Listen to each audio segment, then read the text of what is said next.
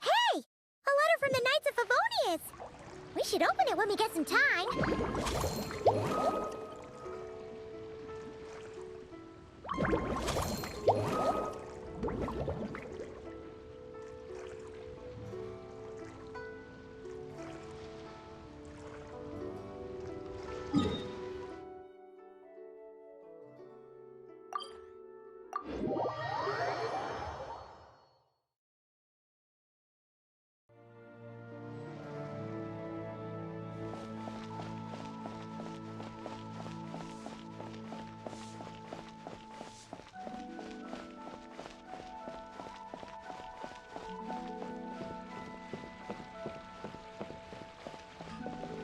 Ad Astra Abyssosk.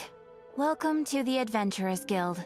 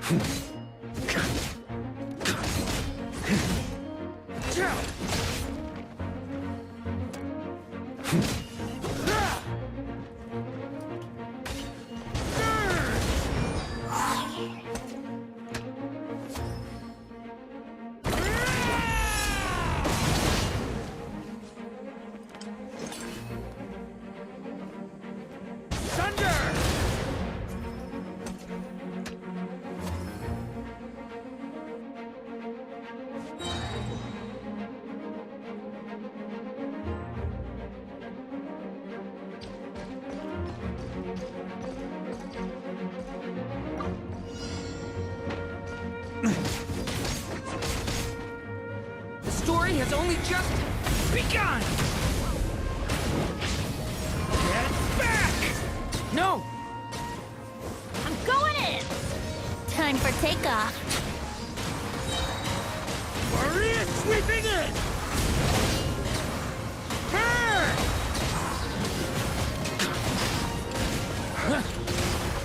Up the ante! The abyss is burning shadow! Stay back! Everybody stand back! Think you can get away?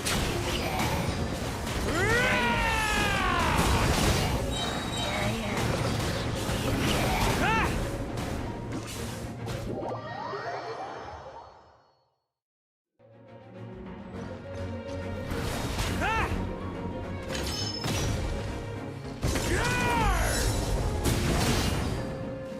Teamwork is dreamwork!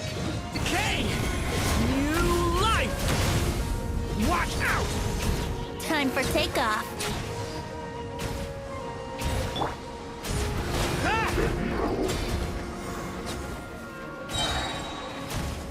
Everybody stand back! Maria sweeping in! Ah! Ah!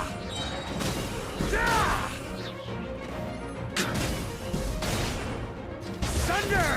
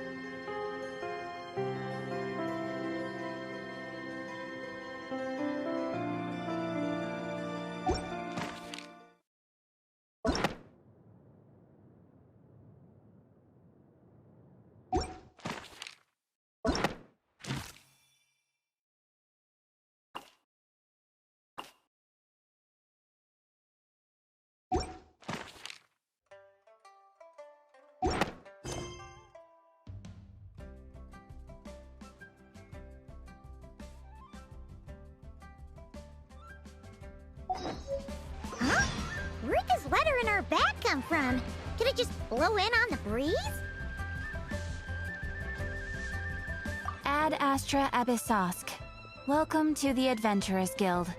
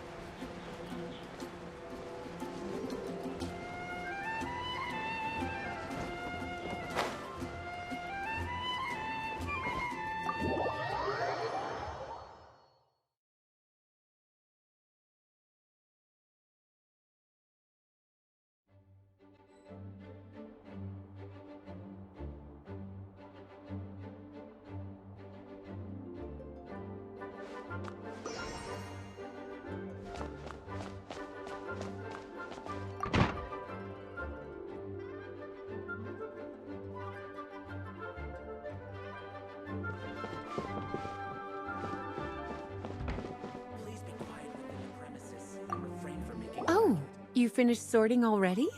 That went much faster than I expected. Now then, what would you like in return, cutie? You freed up my whole afternoon helping me with that. How about we spend it together?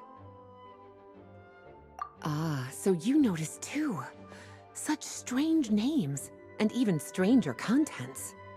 Not to mention, this is the largest library in Northern Tevat, and I didn't recognize a single title on the list. I just don't see how that's possible.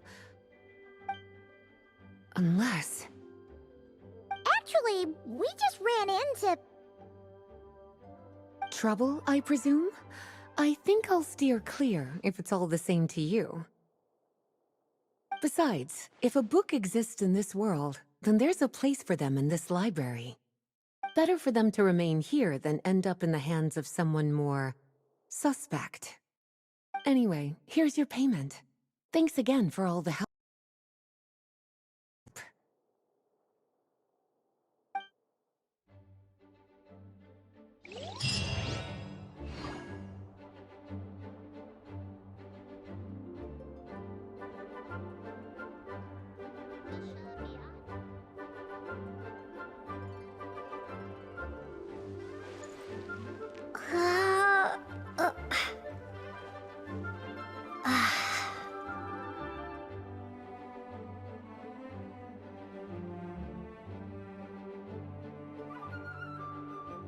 Please be quiet within the premises and refrain from making a racket.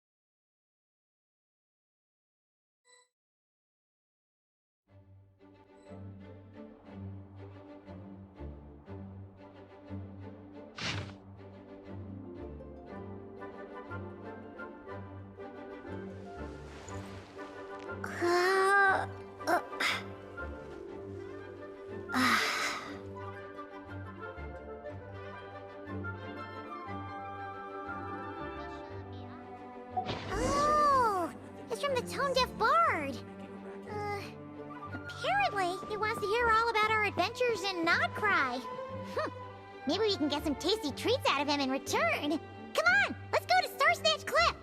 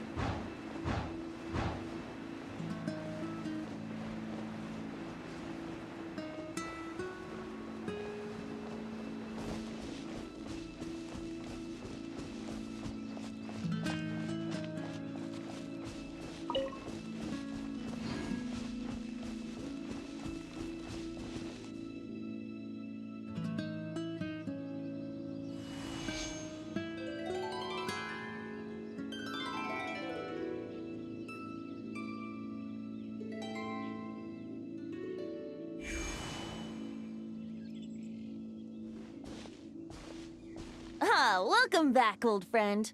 And how should I be addressing you these days? The honorary knight of Mondstadt? The Tumaini of Natlan? Or the great hero of Nodcry?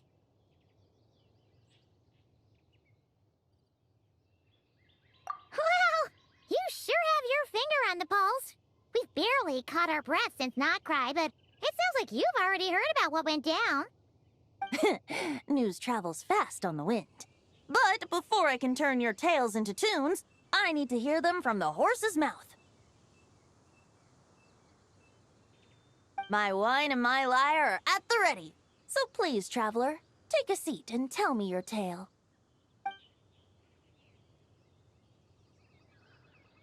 Amazing! Incredible! The Rahier of Solnari and the Doctor? Truly a tale for the ages! So, I'm guessing the Wild Hunt is a thing of the past now that you've defeated the Rahier of Solnari. Seems that way. We were kind of focused on dealing with the Doctor, though. Well, that's good to hear. Hey, now that the Northern Abyss calamity is finally resolved, Varka must be getting ready for the triumphant return of his expedition, right? I haven't seen him in the longest time. He must have so many stories to share. Hooray! Paimon was wondering about that too. He did call you Barbados, but weren't you still fast asleep back when he was in Mondstadt? Let's call it half asleep. I was resting my eyes in the Thousand Winds Temple one day when I heard a commotion outside. It was a young knight who had journeyed there in search of trials and oracles after hearing some tall tales at the local tavern. In fact, all that awaited him were moss-covered walls and an angry ruin guard. But he seemed completely unfazed, laughing heartily as he sent the ruin guard's missiles flying off into the horizons. Huh! They must have been making quite a racket if it was enough to wake up the tone-deaf bard. Yeah, it sounded kinda like...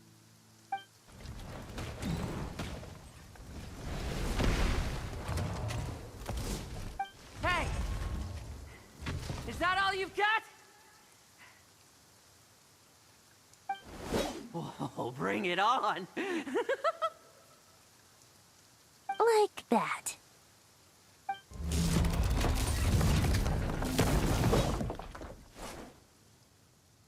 Giving up already? You're not half as tough as Varka said.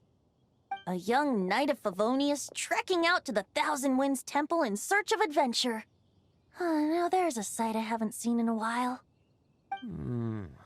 A bard in green clothes. Does this mean... Oh, you're Venti? I was just wondering I was gonna track you down. Oh! So you were looking for the tone-deaf bard? Strange place to start your search. Hold on. Blonde hair, white hair. You must be the honorary knight, and Paimon! The Grand Master talks about you all the time. Allow me to introduce myself. I'm Lowen, Vice Captain of the 5th Company of the Knights of Favonius, and a member of the Expeditionary Force. Pleased to make your acquaintance. Oh, so you're part of the expedition, huh? Right. So that's why Paimon's never seen you around in Mondstadt. Hey, wait a second. We never saw you in Nodcry either. That's probably because when the Wild Hunt was still running rampant, I spent most of my time out on my own, making mincemeat out of monsters. I barely went back to base at all. Then, once the Wild Hunt calmed down, I got sent back to Mondstadt. Mixed blessing, if you ask me. Sounds like I missed out on some serious action. No wonder we never saw you while we were dealing with the doctor. So, why did Varka send you back? Deliver some letters. There's one for the Knights of Favonius, one for the church, another for the Dawn Winery, at least 10 of them in total. Jeez, how many people has he sent to deliver his mail now? Mika, Inefa, Lowen. He should just hire a full-time mailman already. In fact, he's earned himself a new nickname. Let's go with... Sir Writes-A-Lot. I'll have you know that poetry and letters were humanity's earliest means of expressing their thoughts. So, tone-deaf or not, I wear the title of Bard with pride. And I consider Sir Writes-A-Lot to be quite a compliment. Wait, really? Darn it! Maybe Paimon should come up with some harder-hitting nicknames for these two. Anyway, since this young man has come all the way to the Thousand Winds Temple looking for me, I assume he must have a letter for me too. Am I right? You sure are, to use the Grand Master's own words. This one is for the bard in green clothes. These days, I think he goes by Venti. Doesn't really have an address as such. You could start by asking around in Mondstadt, or maybe try your luck at the Thousand Winds Temple. I figured that since there was this punching bag here, ruin guard, I could get some practice in while I was at it. So, I came right here the second I got back to Mondstadt. That Varka is so slapdash sometimes. It's a good thing we happen to be nearby. Oh, he also said to remind you to write back.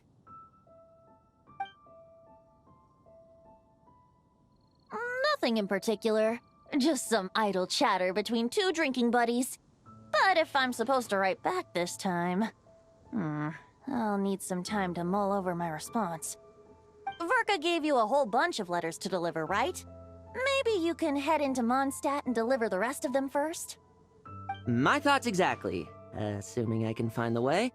Hopefully the roads haven't changed too much since the pre-expedition days. Well, why don't we have Mondstadt's honorary knight escort this homeward-bound wanderer to the city? I'm sure some of the recipients of Varka's letters will turn out to be old friends of yours, too. Let's go! It's been a while since Paimon's done any guide work. Thank you so much, Honorary Knight. And you, Miss Guide.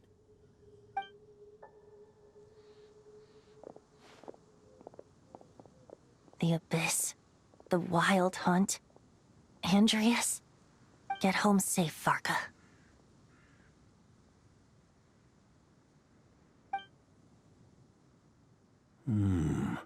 Why do my ears feel so hot all of a sudden?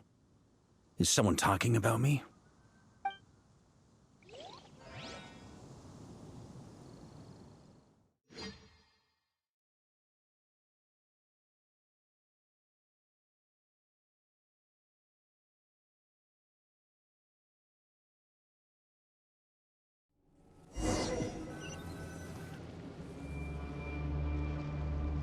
Surely there's no way anyone found the secret stash of cash in my office.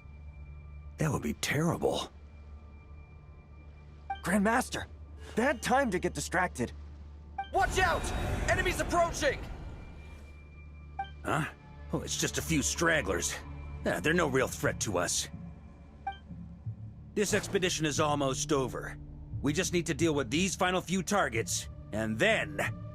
we will make our triumphant return!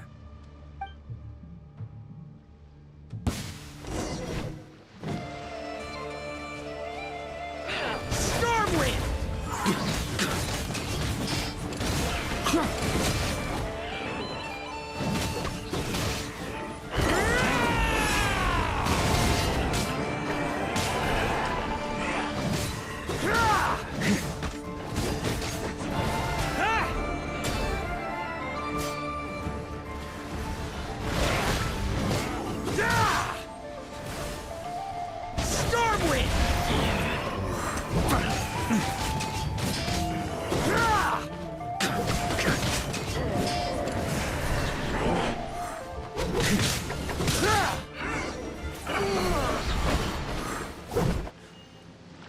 Without the Rapier of Solnari to direct them, it seems like all that's left is their primal urge to destroy.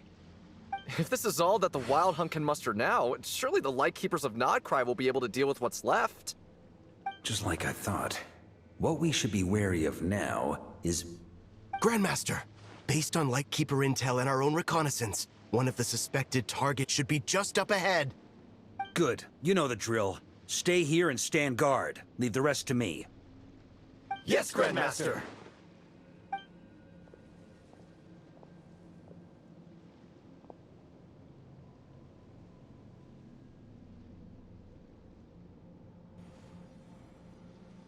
We meet again, Andreas.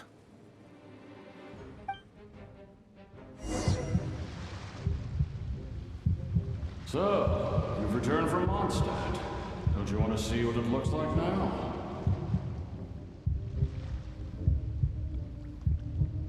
I was planning to take a look around there myself. Perhaps you could be my guide. What's this?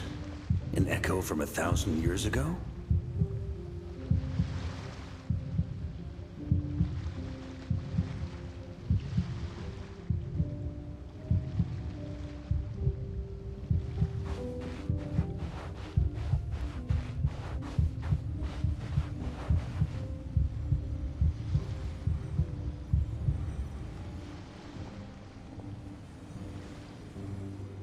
Everything seems normal so far. Here's hoping I'm just overthinking things. There are 2 other places to check. Maybe this will all go smoothly after all. It's your turn, my friend. Come, Andreas!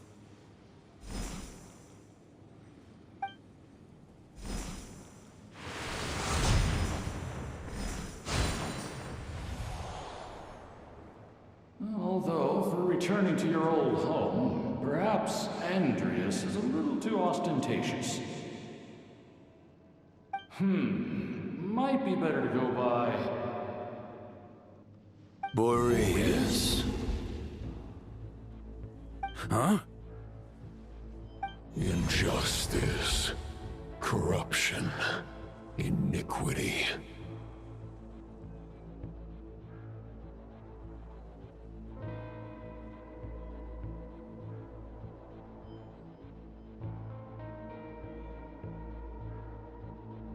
Is the surface world still as wretched and foul as ever? Answer me, heir to the knighthood of Boreas. Looks like I'm not getting out of this without a fight.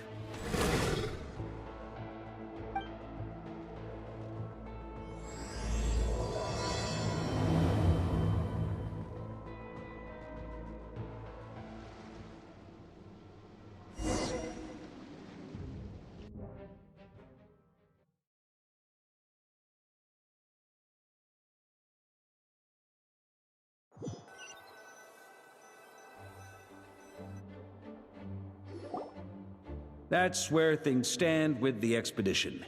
The victors will be returning home soon, so make sure to stock up on wine for the celebrations. P.S. I hope everyone's keeping up with their daily training. I'll be testing you all when I get back to make sure no one's regressed. P.P.S. I wrote individual letters for each and every one of you. Don't forget to write back. That's all. Everyone gets one? Wow! Sir Writes-A-Lot is really living up to his name. I guess the Grand Master must have something specific to say to each of us. Even I got a letter, and I'm not a real knight yet. Jean? Oh, yes. That's our Grandmaster for you. By the way, anyone know where I can find the cavalry captain? I have a letter for him as well. You mean Kaya? He said he was meeting a friend from the church at the Angel Share. Allegedly for work. Said he was exchanging intel. But I'd say there's a 50-50 chance he's just there for a drink. Paimon bets there'll be lots of familiar faces there. How about we deliver Kaya's letter? And these are there too as well! Really? Oh, that would be a great help, thank you. Our thanks to you too, Lowen. The other knights will help distribute the remaining letters. You've had a long journey. Please go get some rest. Great, but I won't be resting just yet. I have one last letter to deliver to Wolvendom. This one, I was planning on delivering personally. I heard that another challenger recently passed Boreas' trial. Well, with any luck, that wolf might be willing to reveal himself to me, too. Very well, but please remember to show respect to the local wolves. I will. Goodbye.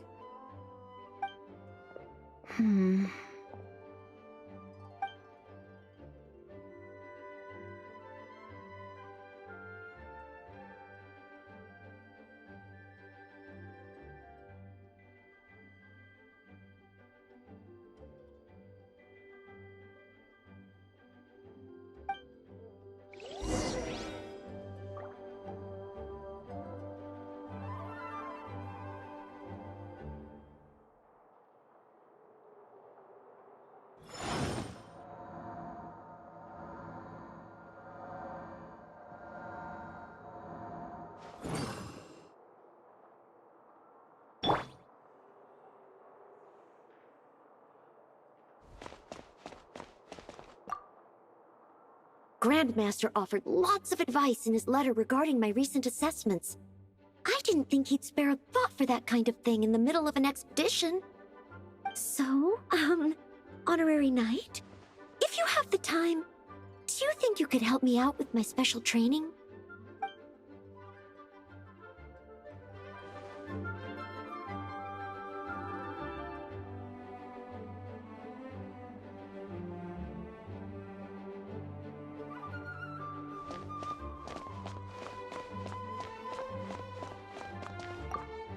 He wants to test me to see if my skills have regressed? I still haven't forgotten how he went easy on me last time. I'm assuming you must have seen him going all out before. When the time comes, you'd better keep an eye on him for me.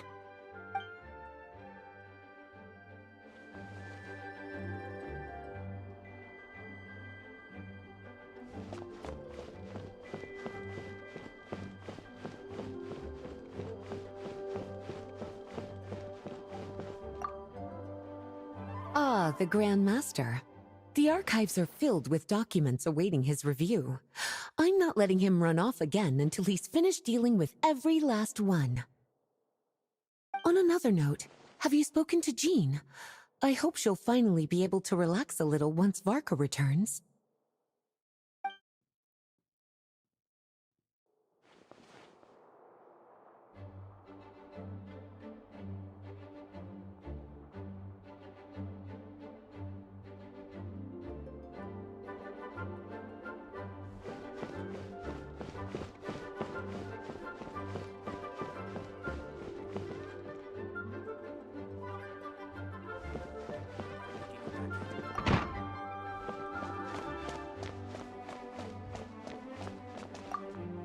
The Grand Master wrote in his letter that the Boom Blossom Bombs we sent worked really well. He wants to know if we've made any more. Uncle Varka's coming home? Yay! I can't wait to go outside and play with him!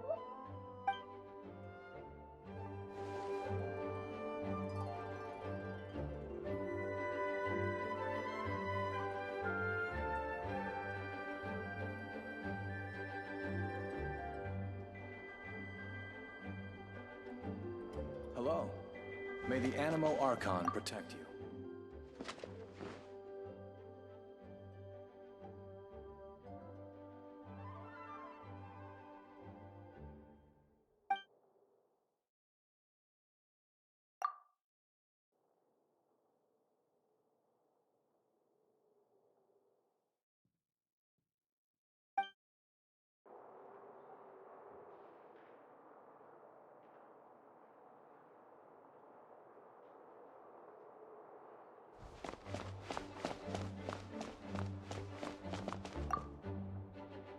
Okay, we'll deliver these letters to the Adventurers Guild and the Cat's Tail. You can just handle the ones for the Angel Share. The expedition is finally wrapping up. Oh, I hope the maps I made on our way there are good enough to get them safely home.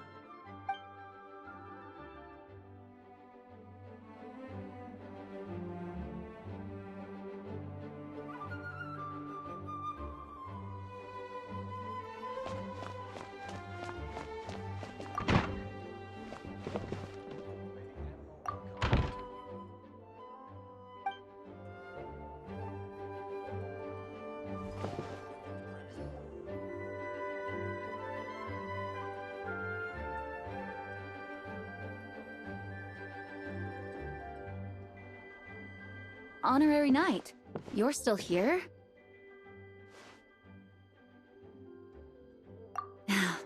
Is it that obvious? Huh? But Vark is coming back. The situation in Notcry is stable. Surely things are looking up. True. From what you and Lowen have told me, the expedition has indeed accomplished its strategic objectives. It seems that Mondstadt no longer faces any threat from the perils of the North, be they the Wild Hunt or the Doctor. And yet, for some reason, I can't help but recall something the Grandmaster said to me before he left. If I don't make it back from this expedition, you'll have to assume the mantle of Grand Master of the Knights of Favonius. If it comes to that, Remember to train the next Knight of Boreas in my stead.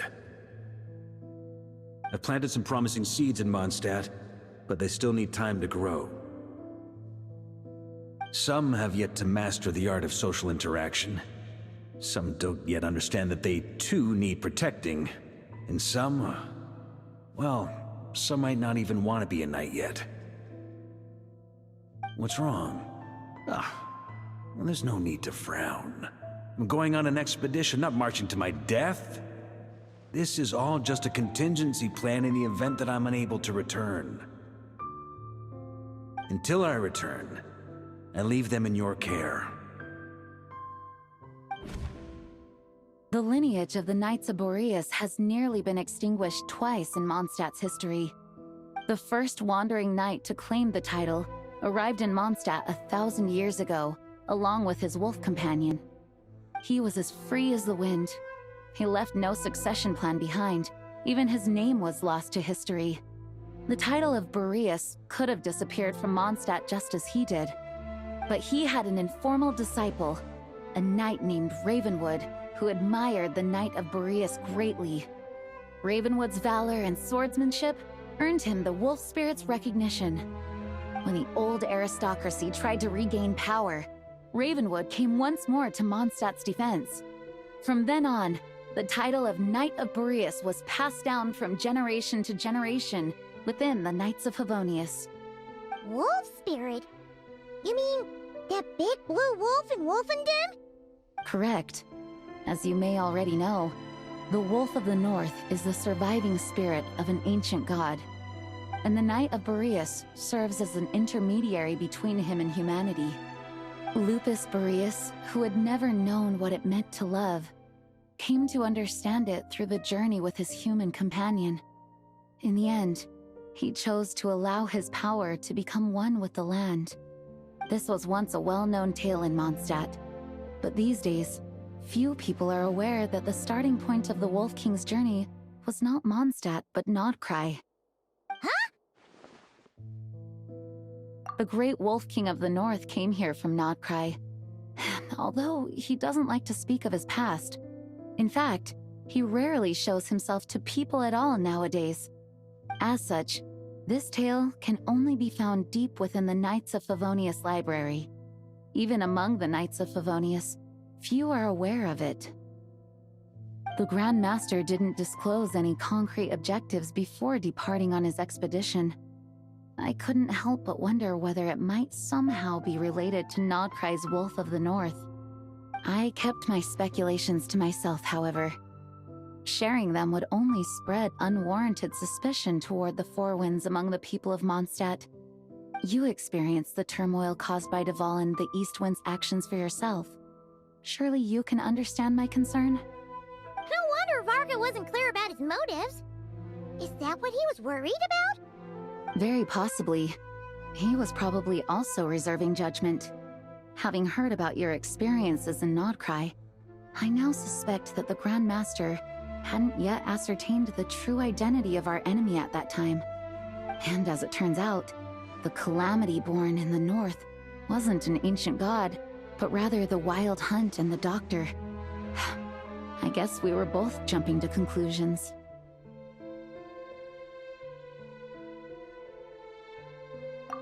Yes, I completely agree. The tide can turn rapidly in times of battle. It's a leader's responsibility to prepare for every possible contingency. Even if his contingency plan never needs to be put into action, I'm sure the Grand Master is relieved to know that it's in place.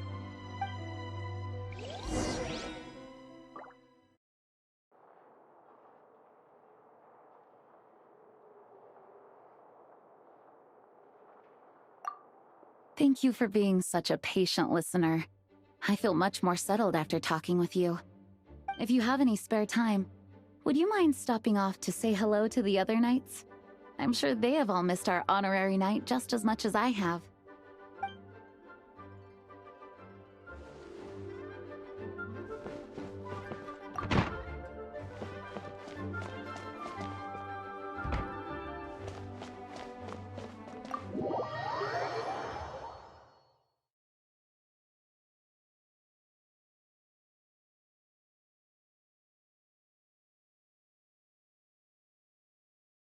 into a pretty long conversation, huh? We should probably go deliver those letters to the angel share now.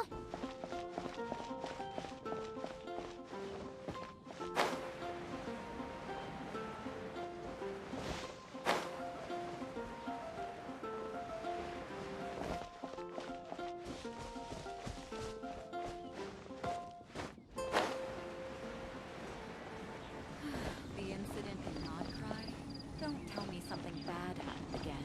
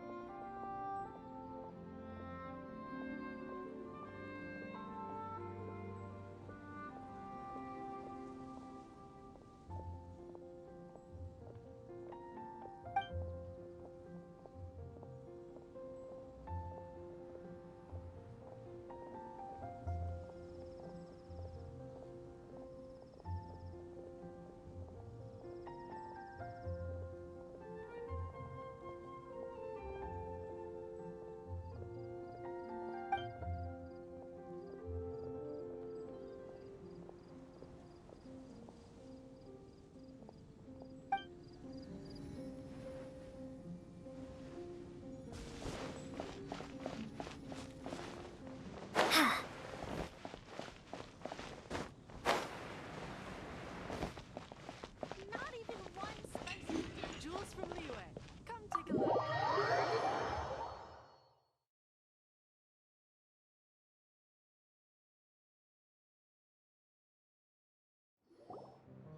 When you're mixing drinks in hot weather, start by pouring in cold water and add ice cubes. Then drain out the water before adding the other ingredients. How's that for a secret recipe? Maybe it's worth a little intel in return. Please. I've known that little trick for a good 10 years at least. You'll have to offer something a little more substantial if you're serious about trading. I know there's no one else in the tavern right now, but do you two really need to talk so loudly? Especially if you're supposed to be exchanging confidential information. Kaya! Rosaria! D-Luke! Paimon knew we'd find you here. Looks like it's about to get even noisier. A little liveliness never killed anyone. Traveler, Paimon, what brings you our way?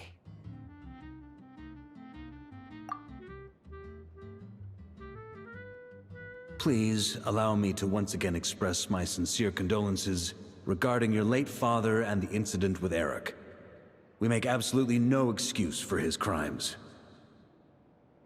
I hope you will give some serious consideration to the question I asked you before I left, though I'm sure you're tired of hearing me ask by now. The Knights of Favonius will always welcome you. From the look on your face, I'm guessing the Grand Master is still refusing to drop it? He nags like an old man. It's hardly surprising. Huh? Drop what? What's this about? Nothing, really. Before leaving on the expedition, Varka came here to chat with me over a drink. I failed to avoid him. He, asked me if I'd consider rejoining the Knights of Favonius, and I declined. He expressed his regret about everything that happened, and asked me to reconsider. That's all there is to it. Yeah, right. Sounds like you skipped a lot of details. There's clearly more to it. Whatever details I chose to omit are in the past. Dragging them back up now serves no purpose. You say that now, but back then, you couldn't let it go. You and the Knights of Favonius were constantly at odds. I wasn't seeing the full picture. I've had a lot of time to reflect since then. But my answer remains unchanged. I'm not rejoining the Knights of Favonius. Both the Grandmaster and the acting Grandmaster are too upright and honorable. I can't see the shadows that lurk beneath them due to the size of the organization they lead. They need someone on the outside to keep watch vigilantly. If I had a Mora for every time I've heard you repeat that argument.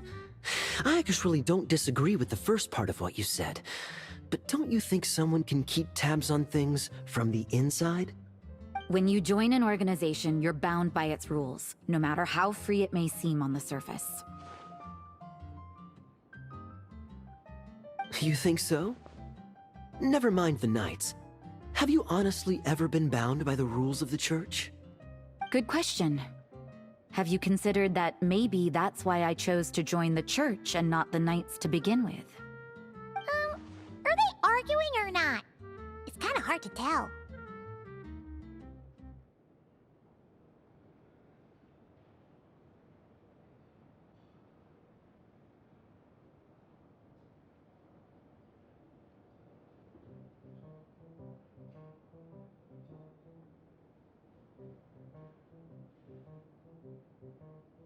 Oh, kind of like the contingencies Jean was talking about. The more ways they have to protect their home, the better. Huh? Traveler?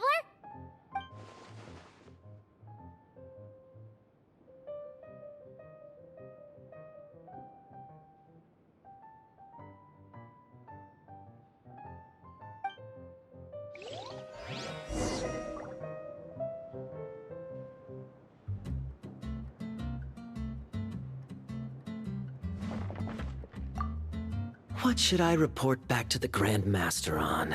Let me think. Public order inside the city? Monster activity in the wild? Oh, and a review of the latest vintages. I think I'll leave it at that.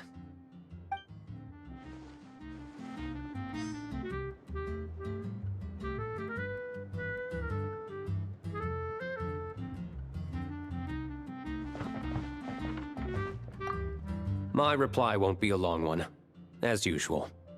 I'm sure Varka won't be surprised.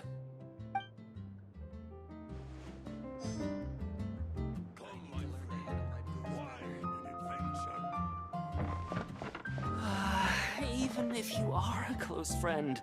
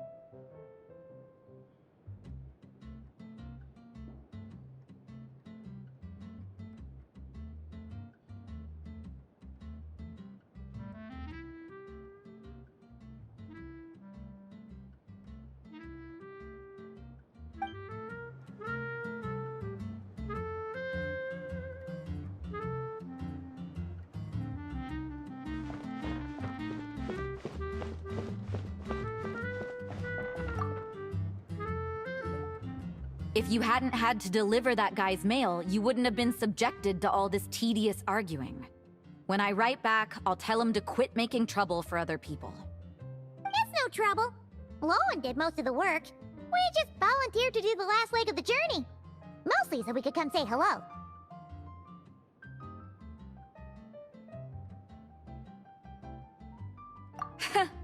So you see what's really going on here? All three of us fell for that old rascal's scheme far too readily. Huh? Scheme? What do you mean? Was Varka lying in his letters then? No. While I'm sure Varka knows full well that Diluc would never agree to rejoin the Knights, I believe the sentiments he expressed were genuine, as was his offer to welcome Diluc back. There are people like Kaya and I, and then there are those who are true champions of justice to the core. Those people are the most susceptible to being driven to extremes by great upheaval. It's happened in Mondstadt before. Not only that, but it happened to a Knight of Boreas. That'll really hit home for Varka. And that's why his nagging is even more persistent than usual.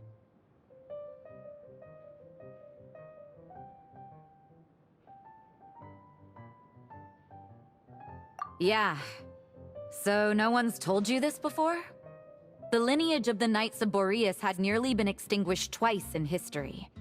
The first was at its inception. The second was the case I was alluding to. Oh! Wasn't Jean telling us about this? Wait.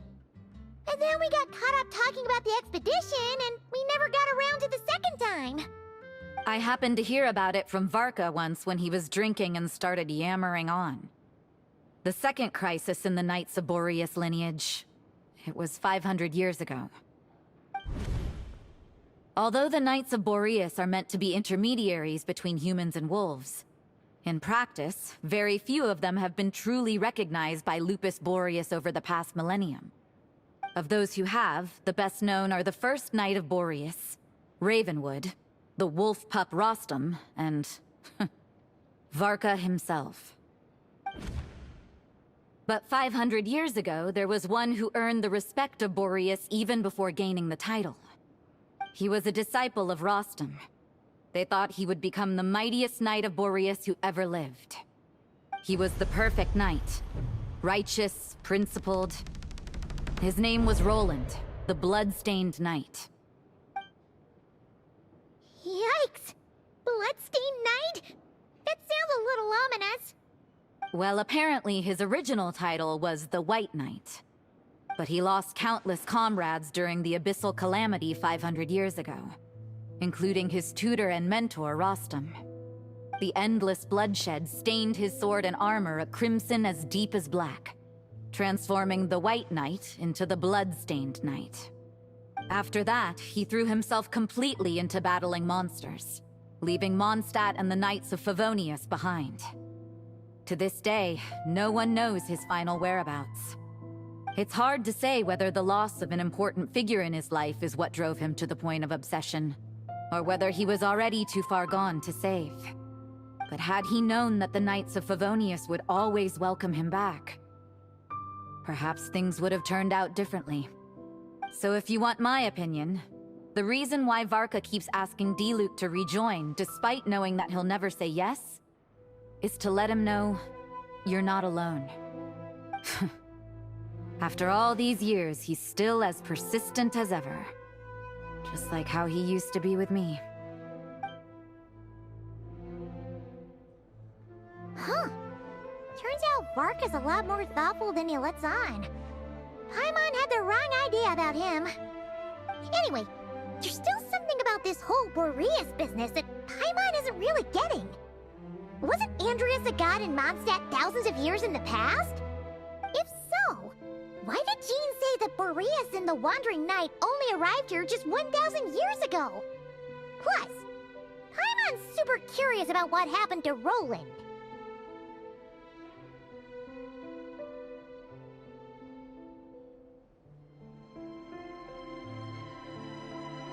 That's a great idea! Jean said he hasn't been showing himself much lately, but he always seems happy to oblige whenever you show up. Let's go!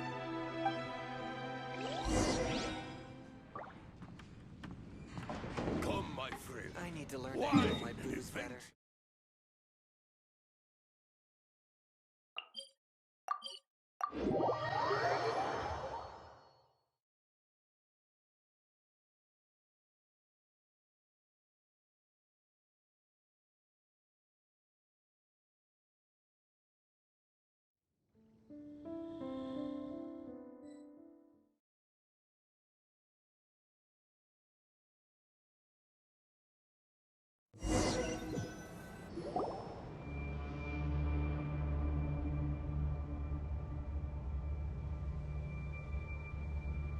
What's going on here? Was Bulbumdum always like this? Paimon has a bad feeling about this. The Wild Hunt? What are they doing here? Watch out!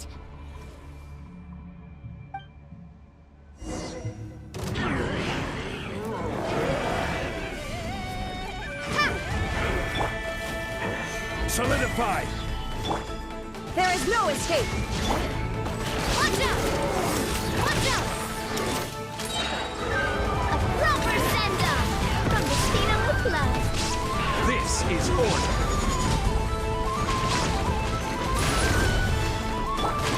Shine down! Drop! Shake! Starfall! Stabilize! There is no escape! Hey there! Watch out! Fire! Well, with rocks. I will have order. Gather! Illusion shattered! Inazuma shines eternal!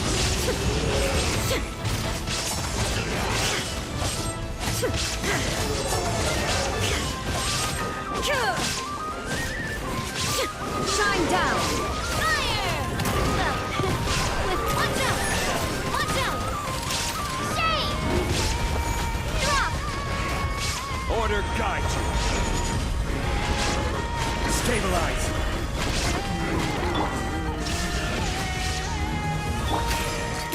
Hey there! Hey there! Attack! That's the way. Solidify.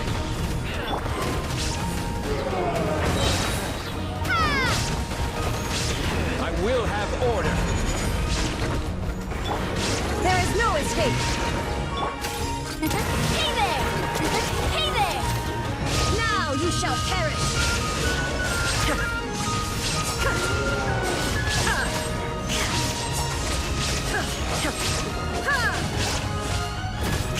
Illusion shattered! Insolent! Fire! Well, hey there! Watch out!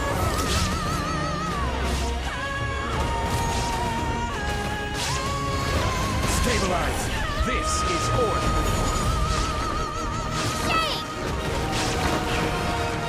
Starfall! There is no escape! Hey there! Hey there! A proper send-off from the Destino Club. Order guide you. Gather. Illusion shattered!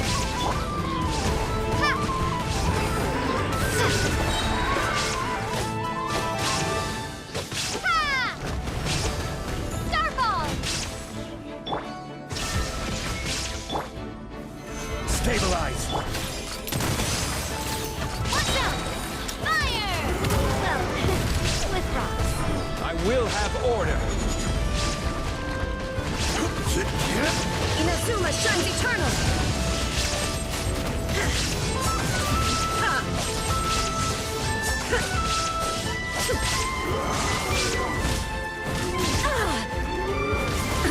Absurd! Shine down! Solidify. Drop! Shake!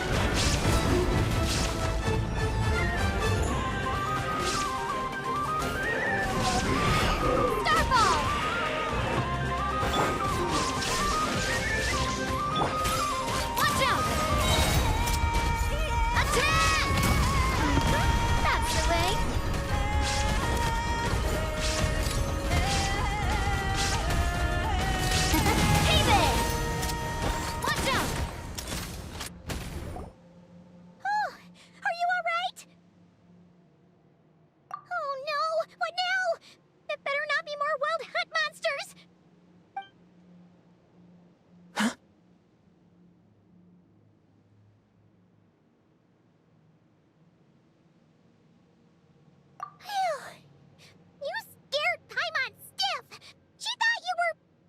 Stop right there! Answer me this. The 2 letters I gave you, who are they for? 2 letters? Wasn't it 3? Okay. Well, Paimon's coolest naive expression doesn't appear to be an act.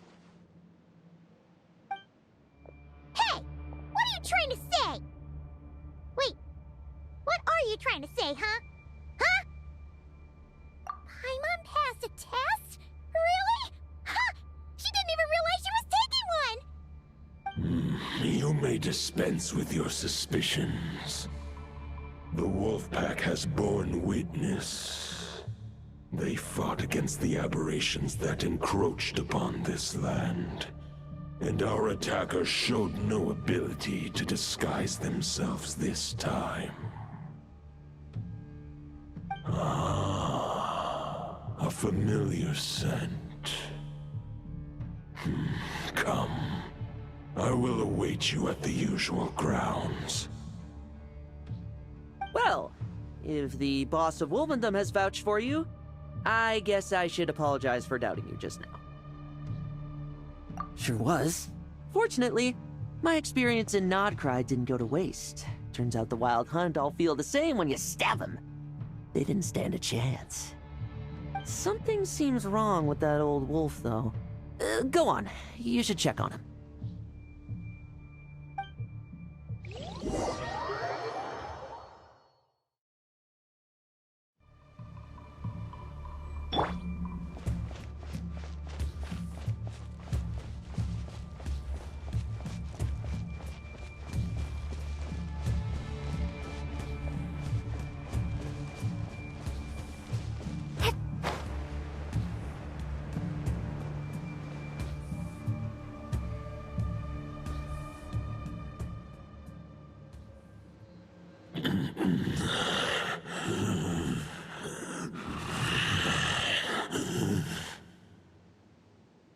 Lupus Boreas, not injured. Why so weak? Am I not strong enough?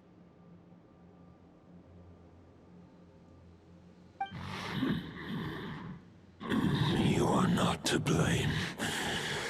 With your Iron Claw, you successfully blocked their attacks. However, their assault went beyond the mere physical world. They followed my trail from the distant north across the ley lines. They sought to corrupt the territory I protect. But I shall not let them succeed without a fight.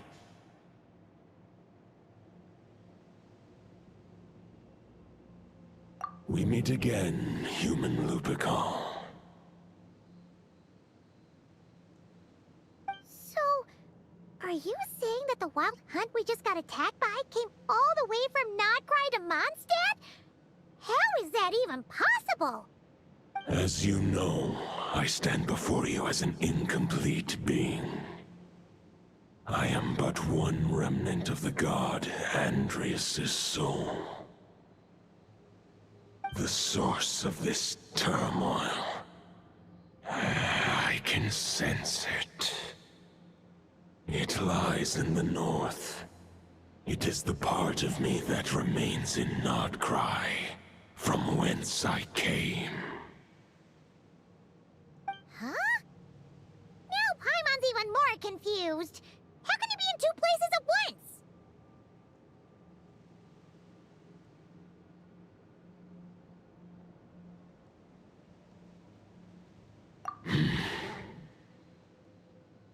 For many gods, housing a part of their soul within an object is no difficult feat.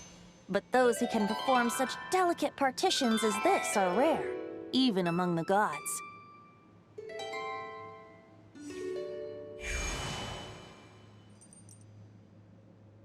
The Wolf King, Andrias, was particularly adept in this art. Otherwise, no remnants of his soul would have survived till the present day. Huh?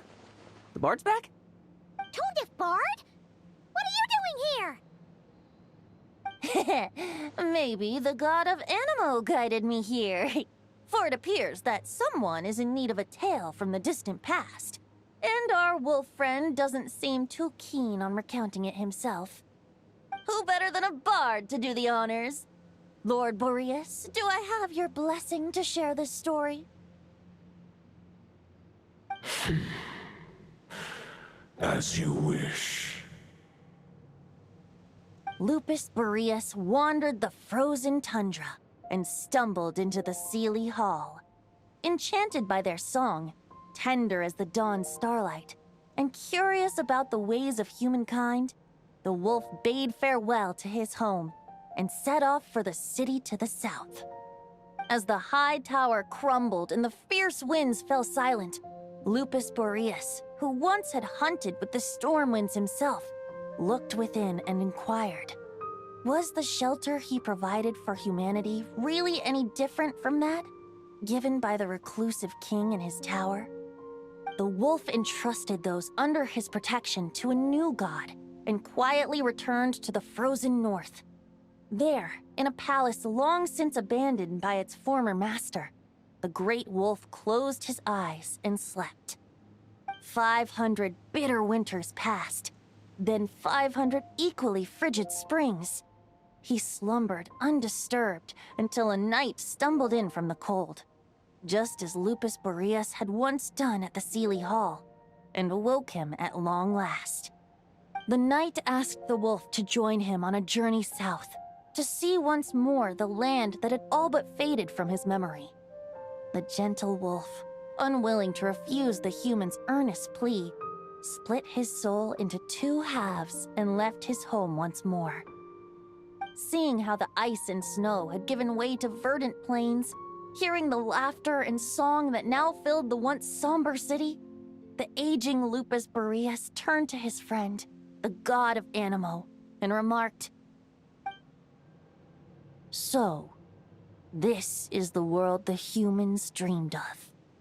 Though the night's journey was not yet over, the wolf chose to bid farewell to his companion here.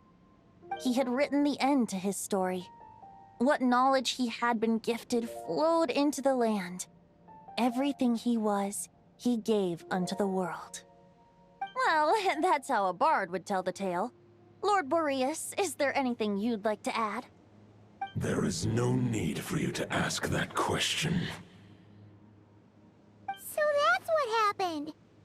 You returned to Mondstadt with that knight 1,000 years ago, and then, for the sake of the new Mondstadt, you... You need not feel remorse on my account. That was my answer, my decision. If anyone should feel regret, it is the part of me who remained in Notcry. I fear Andreas has not found peace in his heart even to this day. That is surely why those vile aberrations were able to exploit his weakness, sowing the seeds of all the turbulence that has ensued. But we followed Boreas' trail in Nodcry. We investigated and discovered no signs of instability. Andreas should still be slumbering by the lakeside. Perhaps all the recent turmoil in Notcry has had unforeseen consequences. And there's more. I detect another familiar scent from across the ley lines. A scent that reeks of blood. Oh, the White Knight who became the Bloodstained Knight? The mightiest knight of Boreas? But wasn't he from 500 years ago? You think he's immortal or something? I remember him as just a man. His lifespan should be no longer than any other of his kind.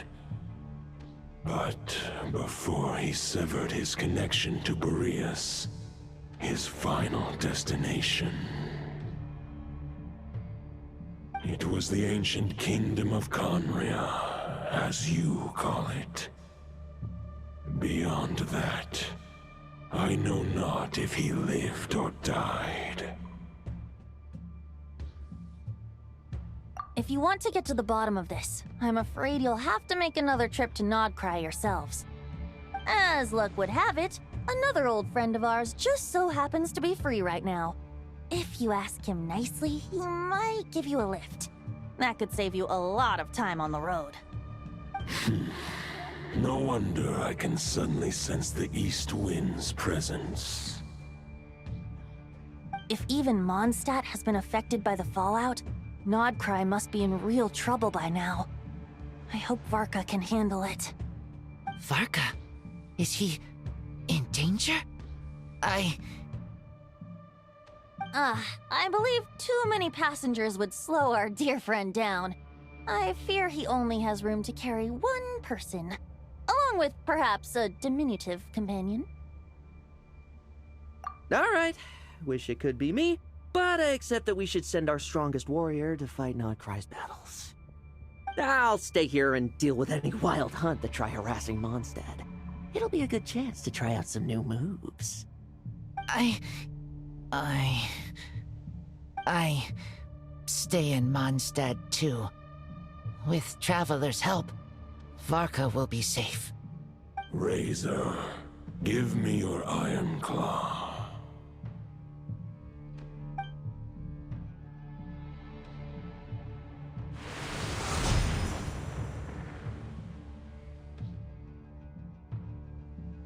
Golden-haired traveler, give this token to the current Knight of Boreas. It is a wolf spirit. It contains my power and thoughts. Though I have given him a piece before, this should bring him new strength. The Dominator of Wolves once bestowed the power of his soul upon his pack, strengthening their hearts and sharpening their claws and fangs. But human hearts and flesh cannot bear the soul of a wolf directly. It would be akin to forcefully merging a human and a wolf into one being. They would descend into chaos. To prevent the entanglement of souls, the most I can do is temporarily house my power and thoughts within claws and fangs wrought of steel. Although, truth be told, that knight does not lack for power. What he needs more is the thoughts within. But I shall leave this for him to explain.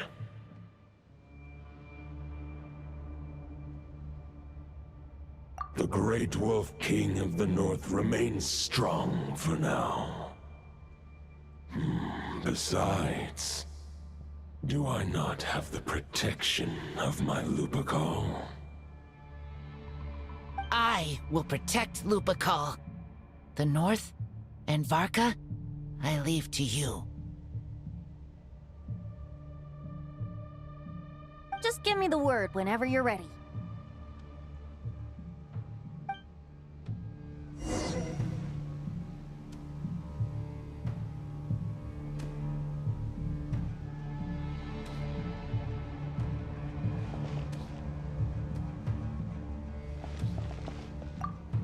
I can read Varka's letter.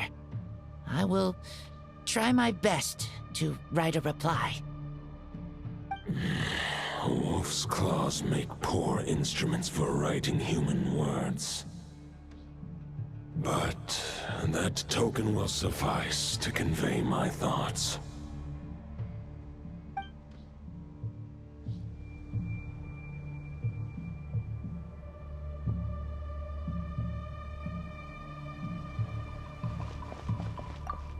I sure didn't expect my experience fighting the wild-hunted Nodcry to come in handy back here in Mondstadt. Almost makes me wonder if this was the reason I was sent back. Also, how come that bard knows so much, and what was he doing at the Thousand Winds Temple? Well, whatever. I don't really care.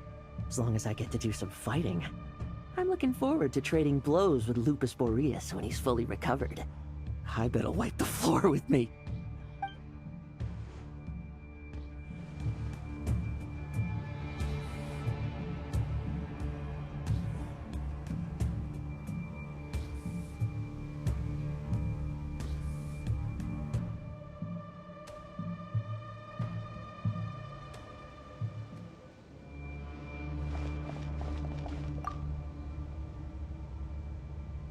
questions before you set off? Better ask now. You'll probably have to hit the ground running when you get to Nodcry.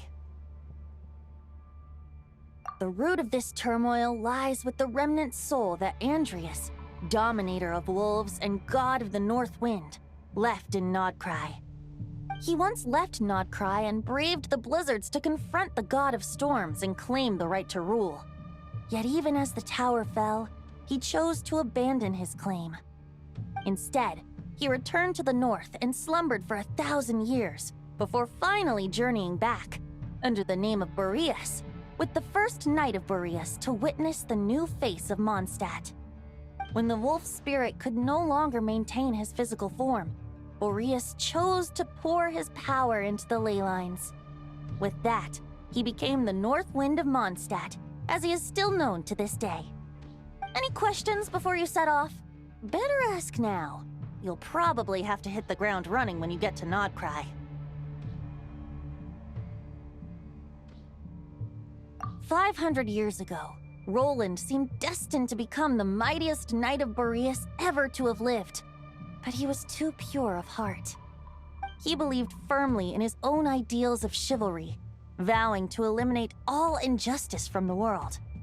But the world had never been perfect and pure, nor would it ever be. Neither his mentor, the wolf pup Rostam, nor the Grand Master, known as the Lion of Light, could persuade him to temper his obsession. But what was the scent that reeks of blood that Lupus Boreas sensed? And what is its connection to Conria and the Abyss? Perhaps you will uncover the truth in Nodcry. Any questions before you set off? Better ask now. You'll probably have to hit the ground running when you get to Nodcry.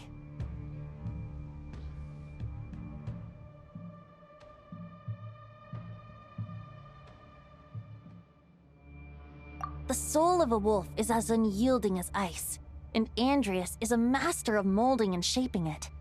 His people once drew great strength and wisdom from the wolf spirit. But human hearts and flesh cannot contain the soul of a god. Attempting to place the wolf spirit in a human vessel would slowly devour their sense of self, even if Lupus Boreas did not intend for that to happen. That's why Lupus Boreas developed the technique of imbuing weapons with his soul. It is his way of blessing his human Lupical with the wolf spirit's protection. In fact, there is an ancient song that tells this tale. A weapon once of common iron, now through friendship turned divine. Twixt man and wolf a bond was made, a power born within the blade. As much as he might claim not to accept humans, his actions sing a different tune. Oh, but keep that little observation between us, will you? Any questions before you set off? Better ask now. You'll probably have to hit the ground running when you get to Nodcry. All right, over to you, Dvalin!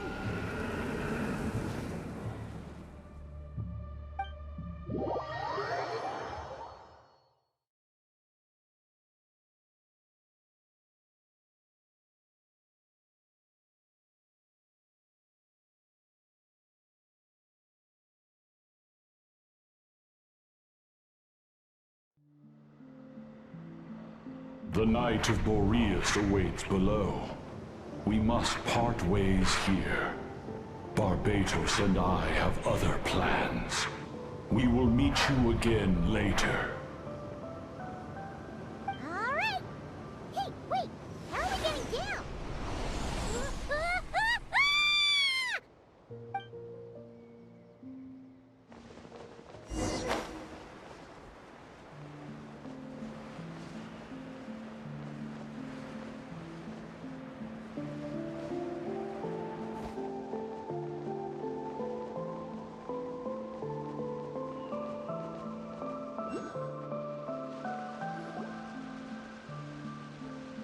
Hold the line! The enemy's on the brink of collapse! Grandmaster! It's...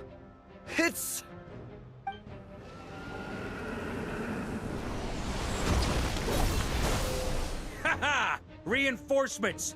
It's about time! And I'm on too! We're just about hanging in there. most of their grunts are taken care of now. Their leader's gonna have to make a decision soon. Fight or flight? What will it be, mightiest knight of Boreas? As expected, this hastily summoned Wild Hunt horde is nothing but a disorganized rabble. A mere shadow of the forces gathered by the Rahir of Solnari. But they have served their purpose. I now understand your tactics, and you, in turn, understand mine. This is fair. This is the way of chivalry. Farewell, heir to the knighthood of Boreas. Whether you choose to resist me or not, I shall set right the injustices of this world. In the name of the blood-stained knight. Guess they're retreating for now. So that Wolf of the North lookalike, that was Andreas? But why would he be leading the Wild Hunt? And why was he talking about the Bloodstained Knight? Ugh, forget that. We can save the details for later. He was the enemy boss, right? Are we just gonna let him get away? There's no point chasing after him. We've crossed blades already, and it ended in a stalemate. Right now, there's nothing we could do about him. True. We're still not certain of his true identity, but whether he's a god corrupted by the Abyss or a legendary knight, killing him might be just about possible, especially now that you're here. The difficult part is, we can't kill him right now. Huh? What do you mean? Is he immortal or something? No. Judging from our skirmishes so far, I don't think he's got any special abilities of that caliber. Nor does he have the ridiculous level of power wielded by the Five Sinners. But, compared to Rerir, our current foe clearly has a better understanding of how to exploit Nodcry to his advantage. Particularly when it comes to Andreas' remnant soul.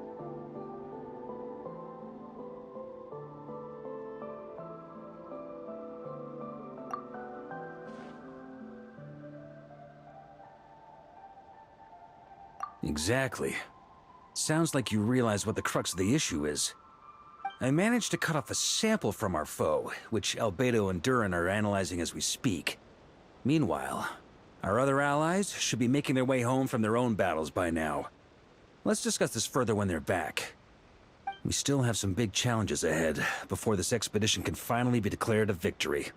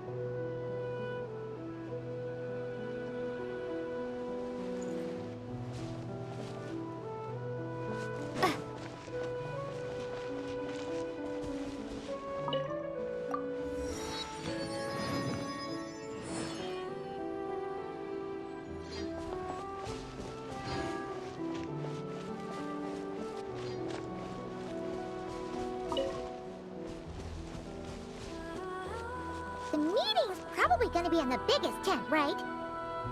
Looks like a bunch of people are there already. Why don't we go chat with them?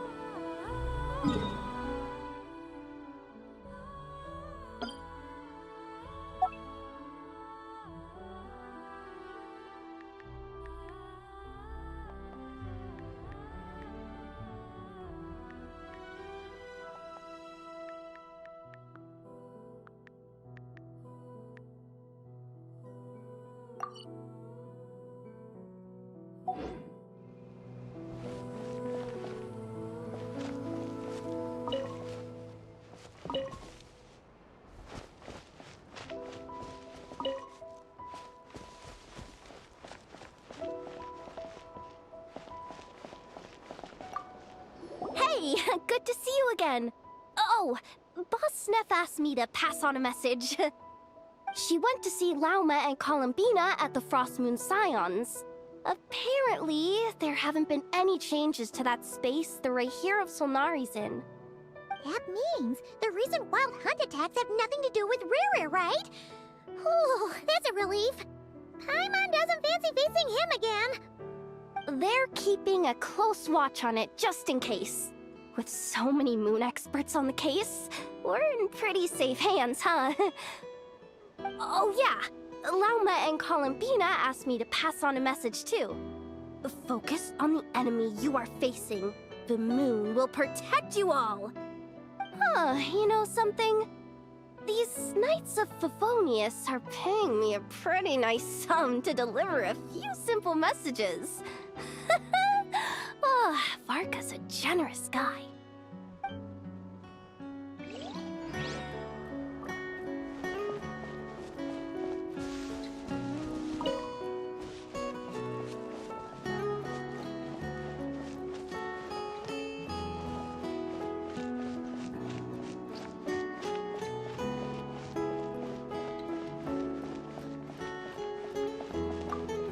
Short-distance propulsion module on cooldown. 15 minutes until next departure.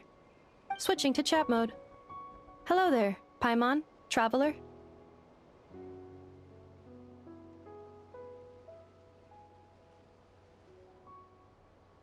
Varka placed a sizable order with the Clink Clink Krumkake craft shop. Aino is hard at work producing the strategic reserve, while I am handling the deliveries. Secondly, I am also here to attend the meeting in her place.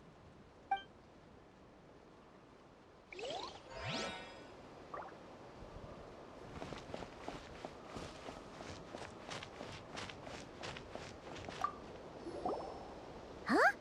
Flint's! Paimon thought the Lightkeeper's rep would be Iqua or Nikita.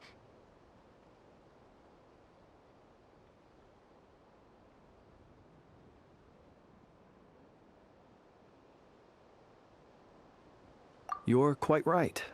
However, Itlua and Nikita are both busy organizing the Ratniki's region-wide response to the recent attacks. And since I'm well acquainted with everyone else here, I was the one they recommended to attend the meeting.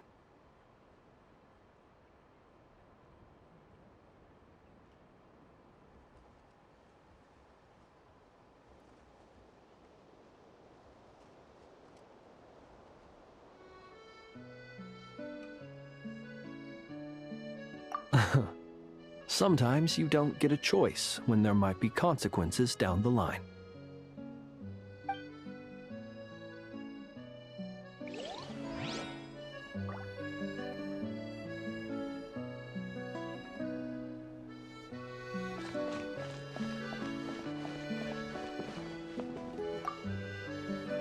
Hey, Honorary Knight. Looks like pretty much everyone's here. Oh, Beto and Durin are just wrapping up their analysis. You want to wait for them here?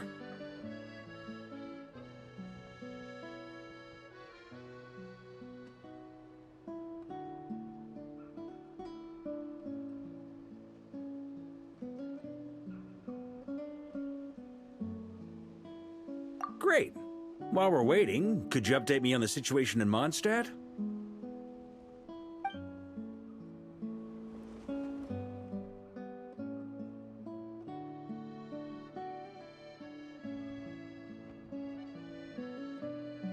And that's where things stand. The Wild Hunt is no longer under the Rahir of Solnari's control, but it has been reborn from the ashes and is now launching widespread attacks. Intel from the Frostmoon Scions and the Curatorium of Secrets corroborates this. No disturbances have been detected in the space where Riri resides. What we are facing here is a completely new foe. Summarizing current situation. To confirm, the present leader of the Wild Hunt is the creature resembling a wolf. Andrius, god of the North Wind. More precisely, it's the external will that has seized control of Andrius' spirit, namely Roland, the Bloodstained Knight. Whoa, whoa, whoa, whoa. Hold on. I'm completely lost. Isn't Roland some Mondstadter from like 500 years ago? How'd he suddenly get wrapped up with a god from 1,000 years in the past and the present-day Wild Hunt. Allow us to explain that part. Are you familiar with compensation mechanisms? When an organism sustains damage, relevant tissues will undergo changes to offset the loss of function. For example, when one kidney is damaged, the other will be strengthened to compensate. Or, when a main artery is blocked, the collateral vessels become more active. Similarly, when the Wild Hunt lost their leader, the Abyss harnessed the memories that flow throughout the ley lines to fashion a new one, fit for the present circumstances. That new leader is a mirror image of Roland, the Bloodstained Knight.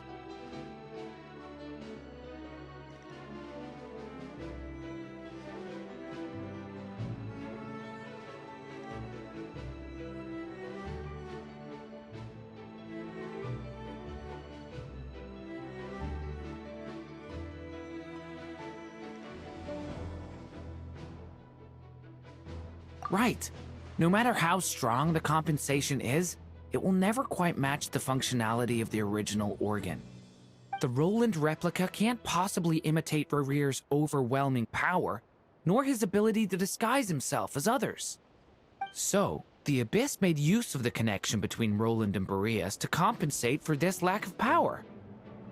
The replica corrupted and took control of Andreas as he slumbered by the bank of Eimsvartnir, ultimately manifesting as the giant beast that you all witnessed.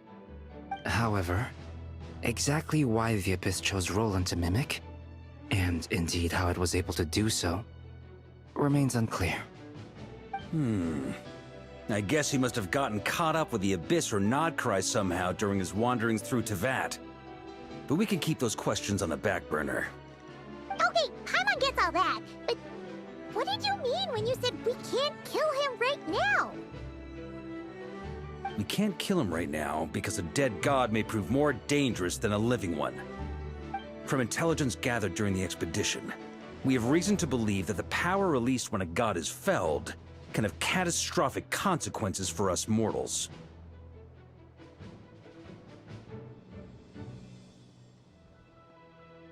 Worse still, the wrath that remains after a god's passing becomes a source of endless turmoil.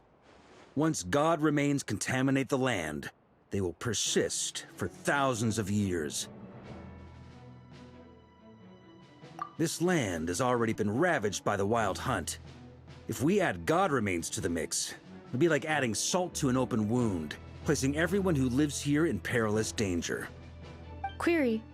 While I can indeed find records of disasters caused by god remains in my database, there also appear to be cases of gods dying naturally with no ill effects.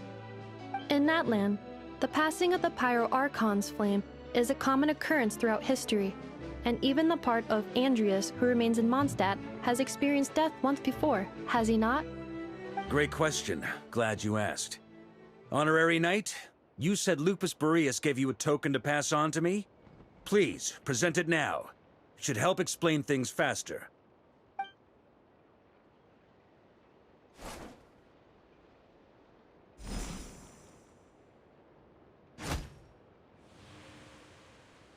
Come forth, Boreas! This form has come to the end of its time. I'm afraid I can accompany you no further on your journey. My soul will fall into silence, and my power will flow into the ley lines of this land.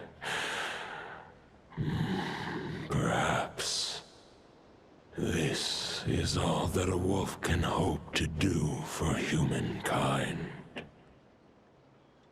Do not grieve for me, for this is the end I have chosen. Instead, remember that one day, your wandering too must come to an end. Where and when shall that be? A final wish before I slumber.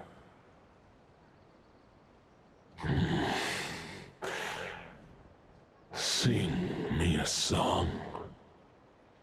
That melody you so often hummed in the taverns.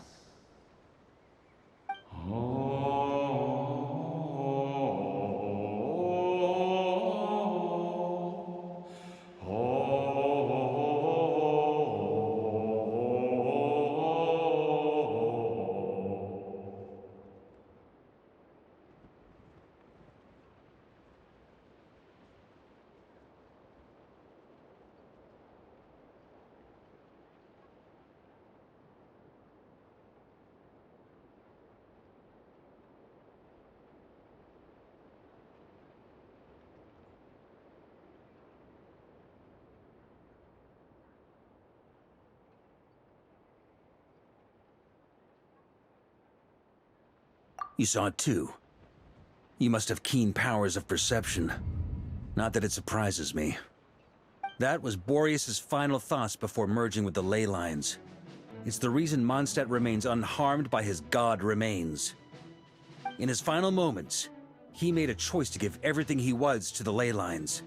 All to protect Mondstadt from harm. Sounds like Andrea spent thousands of years searching for his place in the world, too. Yes. And now our task is to return the answer he found, the decision he made, to Andrias's heart. Only then can he break free from the corruption and control of the Abyss, and make that decision once more. I see. I would say that planting thoughts inside the mind of a god sounds a little far-fetched, but since it was his own wish to begin with, it sounds feasible to me. Wait, we already have a perfect solution? Then why are we even having this meeting? Let's go do this thing! Ha ha ha. If only it were that simple. Unfortunately, this one thought alone is unlikely to be powerful enough to break through the Abyss's control and reach Andrias's heart. We need to find a way to make the thought within this sword stronger and more resilient. For now, Boreas needs all his remaining strength to fight against the abyssal corruption to Mondstadt's ley lines. He can't afford to send us any more of his power. However, since his form was unstable during his journey with the first night of Boreas, many wolf spirit fragments were left behind along the way. If we can collect those fragments, we can use them to strengthen the decision to merge with the ley lines. So we need to retrace his steps and look for random fragments? But they could be anywhere between Nodcry and Mondstadt. It'll be like looking for a needle in a haystack. You don't need to worry about that. There's a few fragments left to gather in Nodcry, but apart from that, most of them are already inside this sword. I've been collecting them during the whole expedition. Huh? Wait, really? I mean, it's an expedition, not a stroll in the park. Each step of the way, we've been hard at work planning for every possible contingency. Not just the Wild Hunt in the Abyss, but ancient gods remaining in Nodcry. Sounds like this plan was a long time in the making. It's almost as if you foresaw the future. As a matter of fact, I did. I caught a glimpse of fate's reflection. But I can't take credit for it. It was all thanks to the help of a few friends. Still, all I foresaw was that an abyssal calamity was brewing in the north. Had I known more, we could have saved a lot of energy. Instead, we've had to make best guesses, prepare for every possible scenario. If all that preparation went to waste, all the better for it. But anything that proved useful, we knew we'd be grateful for down the line.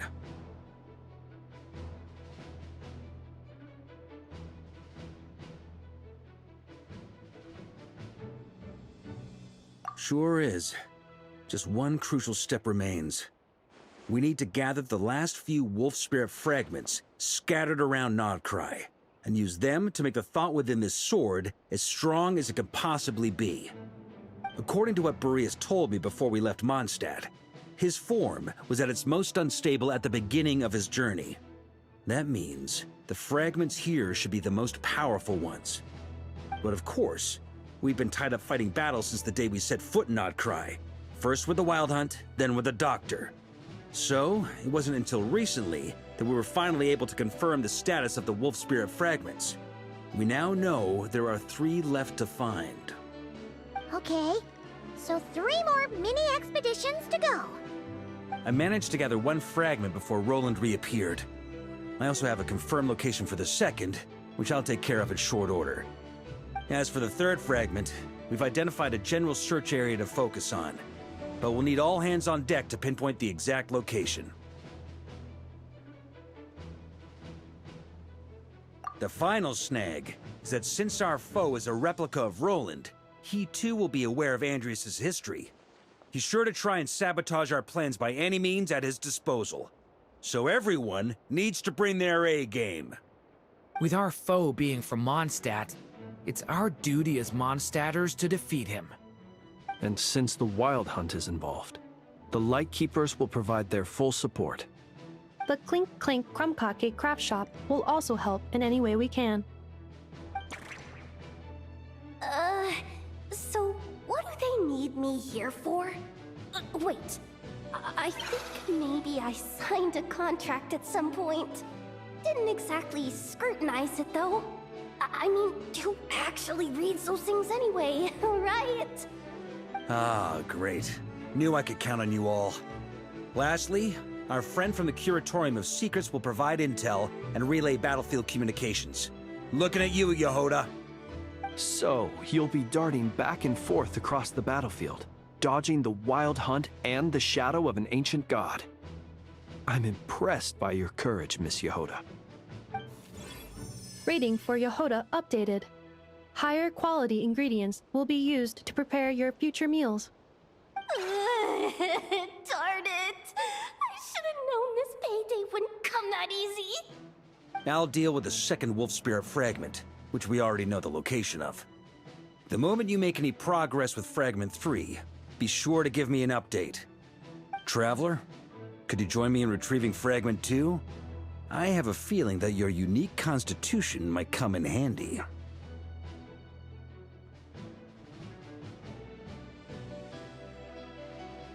All right, time is of the essence. Let's move out, people.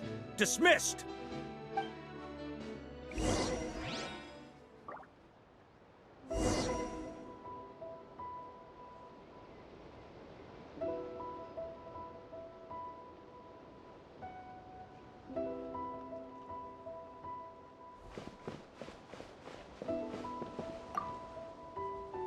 Remnant fragments of an ancient god. Thoughts stored inside a blade. Maybe I'm overthinking this, but I suspect there is more to Mr. Varka's plan than what he's revealed to us so far. Then again, the enemy can harness the Wild Hunt to spy on us wherever we go. As our commander, I'm sure he has his reasons for choosing not to tell us everything.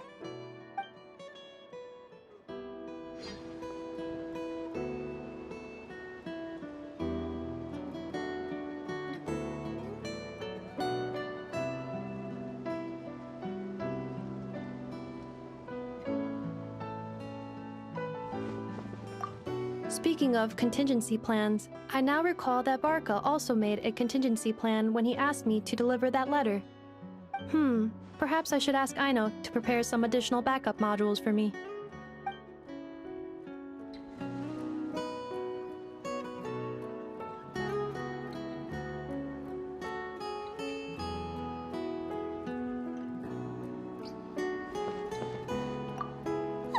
Yehoda, you dummy!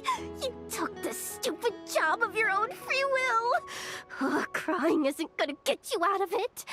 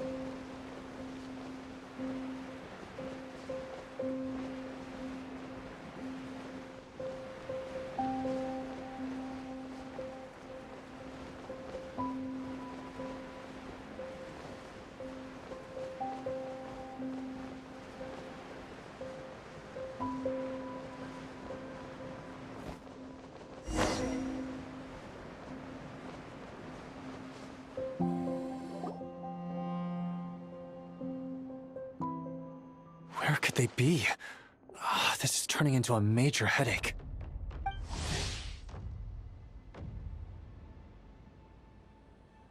What now, boss? Forget our brothers and sisters over at the lighthouse waiting to get to work. If we don't have enough fuel, it's lights out for the entire camp.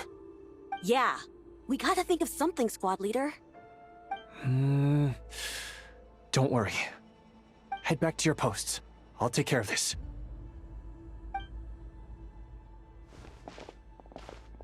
Traveler, Paimon, good to see you. Hey there, Itlua! Why is everyone gathered here at the entrance? It's fine. Just a minor issue, really. And I'm already on the case. Oh, come on, Itlua! You're always trying to fix things by yourself on the down low. Just tell us, it couldn't hurt. Or is it because you're too embarrassed to say? No way. I just don't want everyone in town worrying about things that I can handle on my own. But since you're both part of the investigation squad now, I won't treat you like outsiders. Still, this isn't exactly the place for a chat. Come on in. I'll tell you more inside.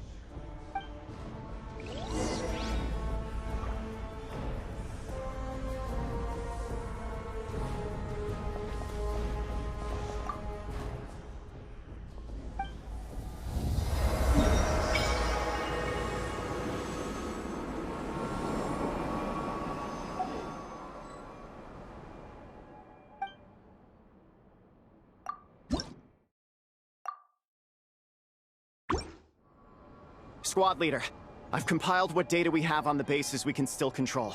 My report is over at the command post. Got it. Thanks, Roland.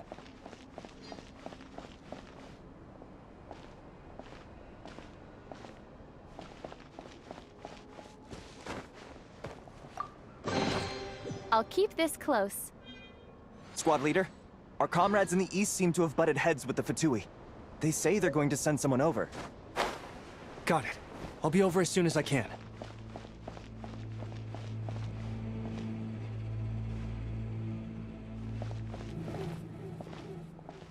Jeez, Itlua! Are you always this busy? Recently, yes. There's just so much work to catch up on.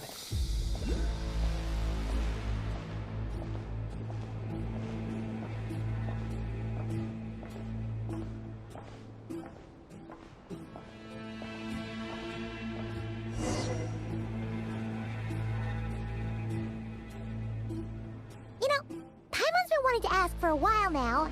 What are these vehicle thingies we keep seeing in the Lightkeepers camps? They kind of look like food trucks, don't you think? It'd be awesome if you really could cook up there. But Paimon has a feeling there's more to these things than meets the eye.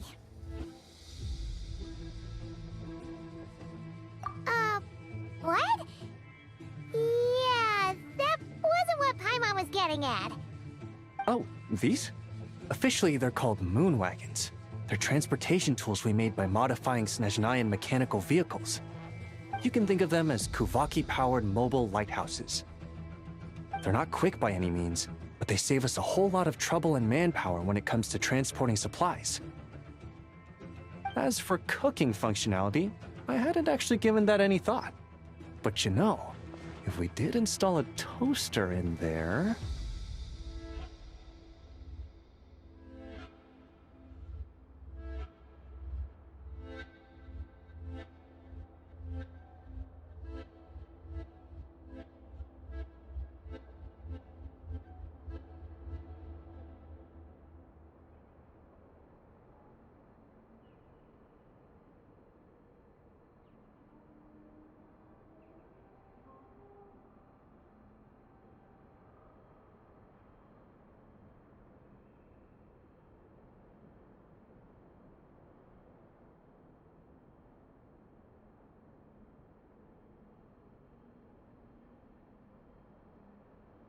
Oh, no. Filling stomachs is a key part of Arachnic's duties, too.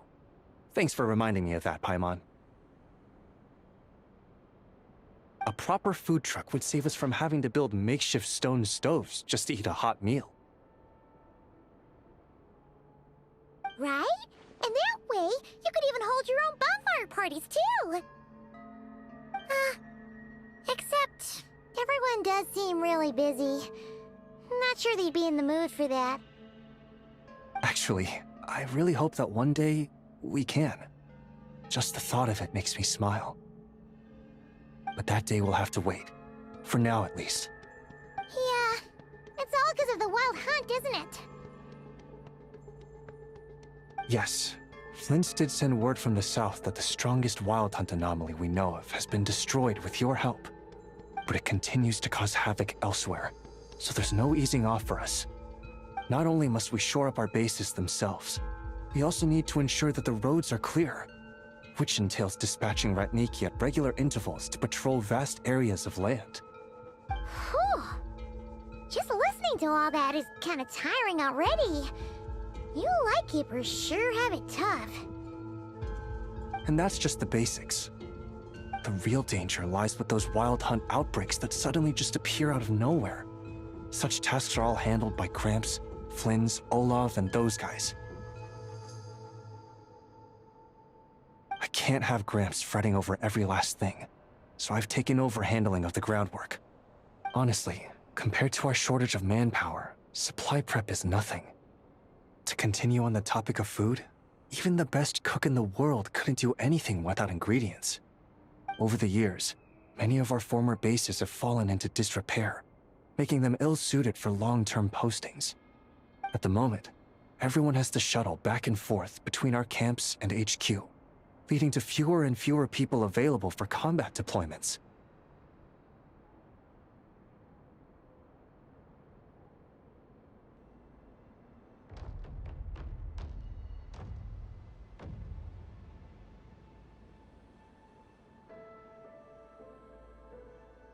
Yep, and that's turning this place into a permanent base. And most importantly, what's a Lightkeeper stronghold without a lighthouse? So, you want to build one here? Exactly. We'll need it if we're to stand any chance against the Wild Hunt attacks. Which is easy to say, but in practice, I think you've seen enough to know it's not going too smoothly. Oh, right! Paimon almost forgot that we were here to help. So, what's the issue? Well, building our encampment will require lots of fuel and supplies. Generally, we bring it all in on moon wagons all the way from Pyramida.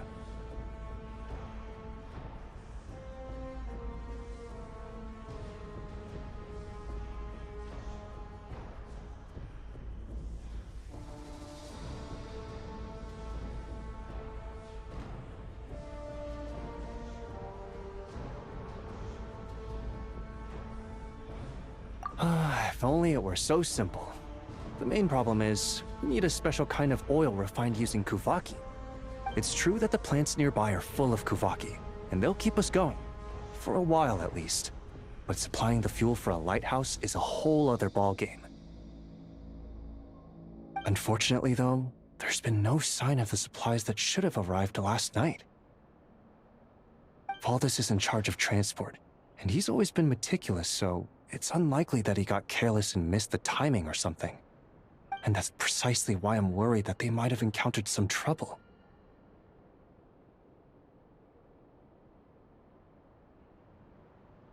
Yeah, there's always a way out of every jam. Even if that means being trapped inside a sealed barrel or getting buried neck deep. Surely this can't be any worse than that. Don't tell me that's actually happened. I guess I underestimated you two again. Anyway, we can have a look around. Maybe they've just lost their way. Maybe so. Anyway, there's no time to lose, so follow me. Yep, let's move!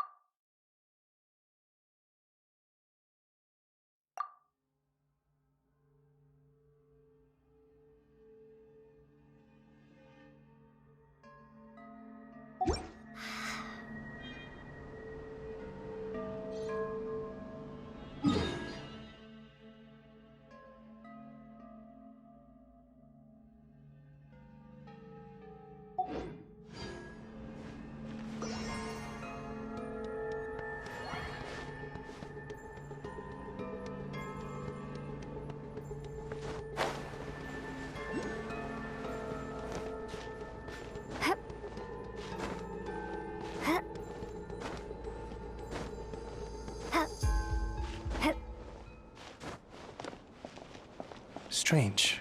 I thought I just heard something. Almost like... Huh? Have you noticed something, Ilua? Never mind that for now. Look over there. I think that's our missing transport.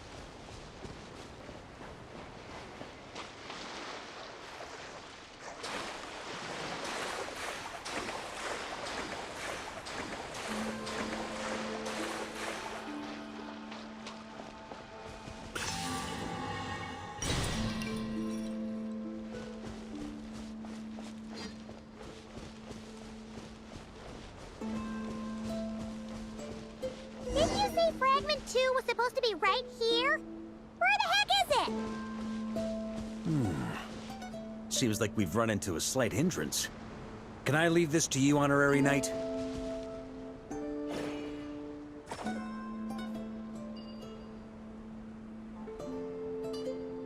traveler. Paimon, when this is all over, I'm gonna invite you around for a drink of... Whoa, whoa! Stop thinking about Mondstadt's wine and keep your head in the game! You can't be daydreaming about alcohol before a battle! Huh? Well, all right, just trying to lift our spirits a little. You want to see some photos I took of me and the knights before the expedition, maybe? Shut up, shut up, shut up! Can't we please just focus on finding the wolf spirit fragment?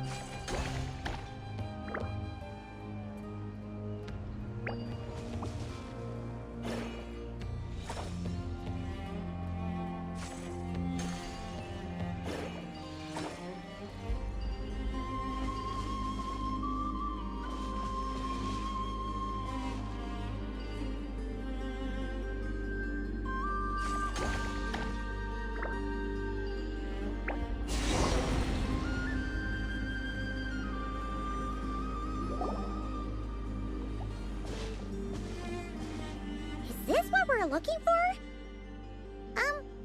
What do we do with it?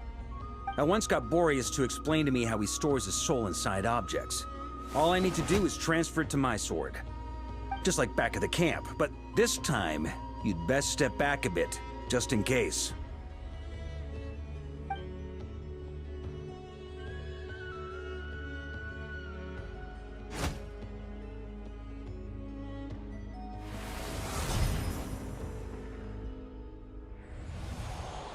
So, you're saying you don't know how to love people, and you don't understand human love either. Why do you laugh? Sorry, I just think the fact you're ruminating on this is all the proof you need that you have love in your heart. I have a funny feeling that by the time this journey ends, you'll have found your own answer to the question of how to love. No, you're wrong. There is no redemption at the end of this path. Even if I am stained black with blood, my conscience will remain as white as snow. If pledging allegiance to the Abyss is the only way to sever the injustice of fate, then I shall serve in its name. Ugh!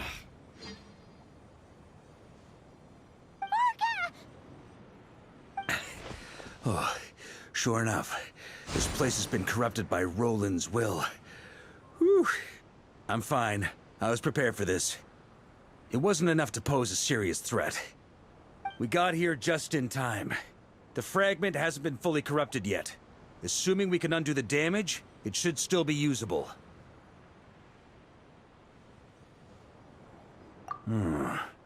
Purifying the abyssal corruption would definitely be a safe approach.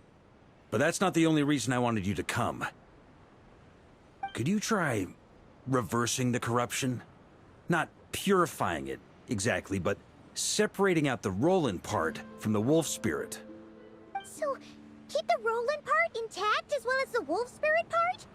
Why would you want to do that? Firstly, to test whether it's possible. And secondly, to view Roland's memories. As they say, know thyself, know thy enemy. Understanding our foe is our surest path to defeating him. Let me think. How was it explained to me? Ah, yes. Focus on a single thought within the 1,000 winds. Capture that unique wisp before it blows away. Ha ha ha ha! Actually, neither do I.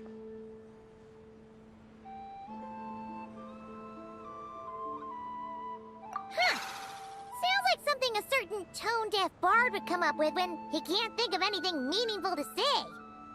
Wait, don't tell Paimon that's what actually happened. I thought it might mean something to you. Never mind. I'll explain it in more human terms. Traveler, when you were in Natland, you went fishing for ancient names, correct?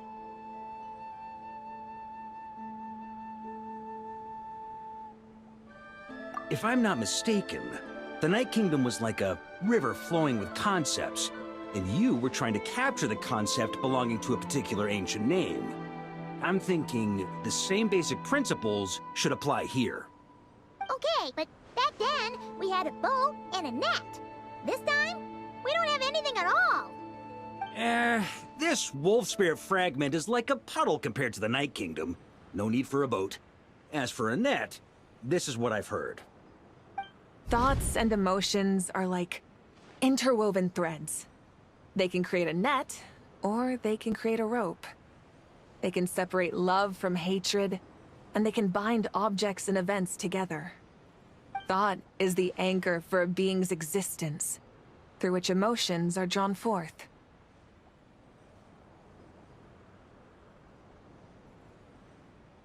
Also, we barely know anything about Roland. How are we supposed to use thoughts to anchor him? Well, maybe you could try this. What is it?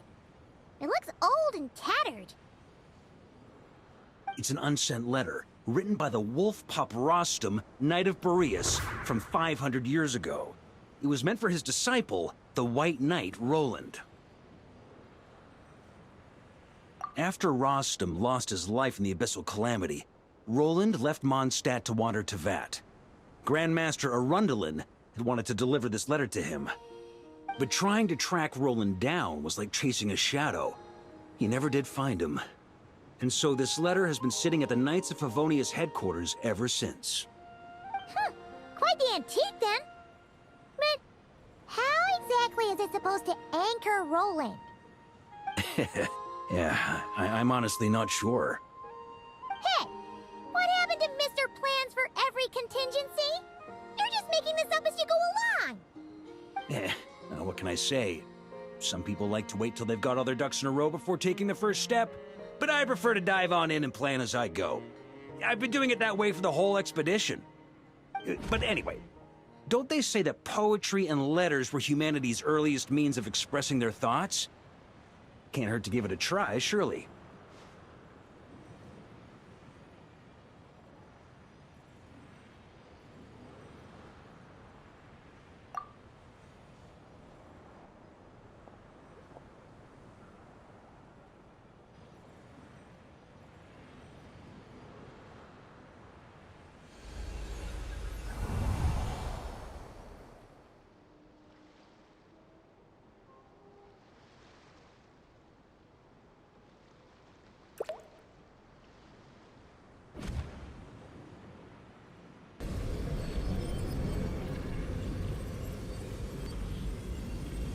Whoa, it actually worked? You really are making this up as you go along. So the assimilation of souls really can be reversed, just like he said.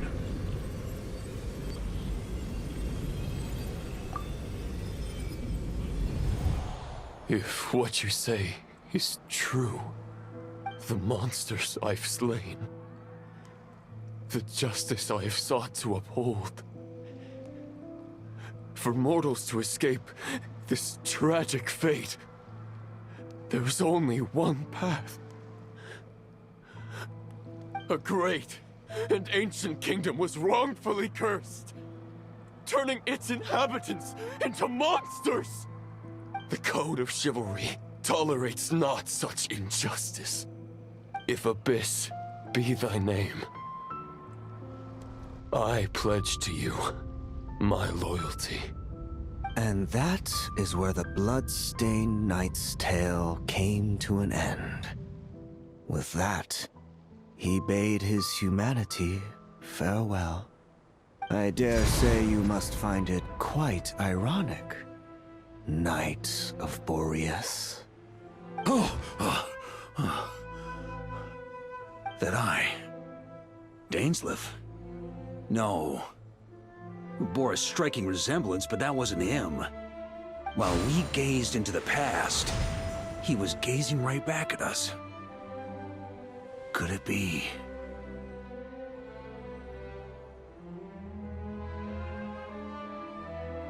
So that's what happened. After leaving Mondstadt and wandering the land, Roland ventured underground and saw a revelation from the Visionary. Once he had learned of Conria's fate, he saw the gods' judgment as the greatest injustice. So he surrendered himself to the Abyss, giving them his knowledge, his power, his everything. That's why the Abyss can replicate him. Uh-oh. Does this mean we have to take on the Visionary this time?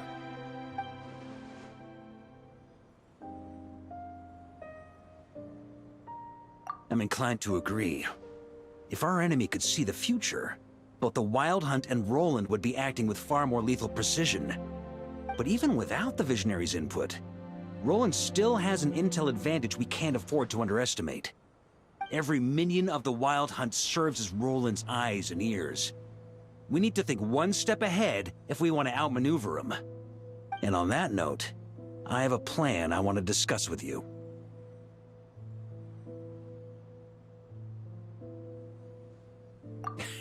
Well, the fewer people who know, the less likely it is to get leaked. Besides, it wasn't a fully formed plan back then.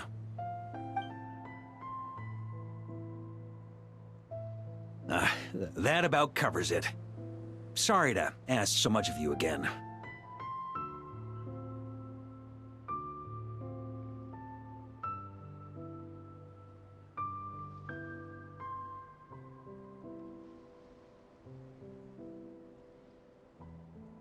No plan is free of risks. At least this one actually gives us a shot at fully eliminating the danger posed by this ancient god. Surely that's gotta make the risk worth taking.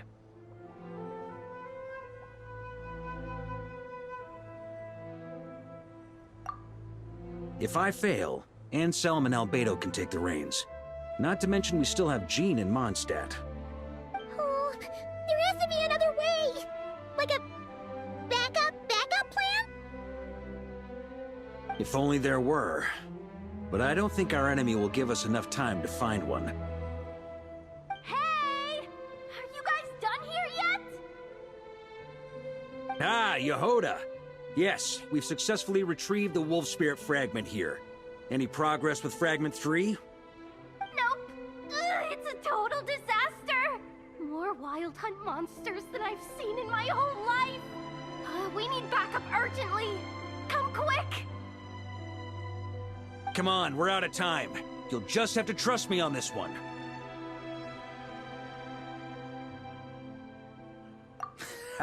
What can I say? I'm not the Grand Master for nothing. I'm counting on you, Honorary Knight.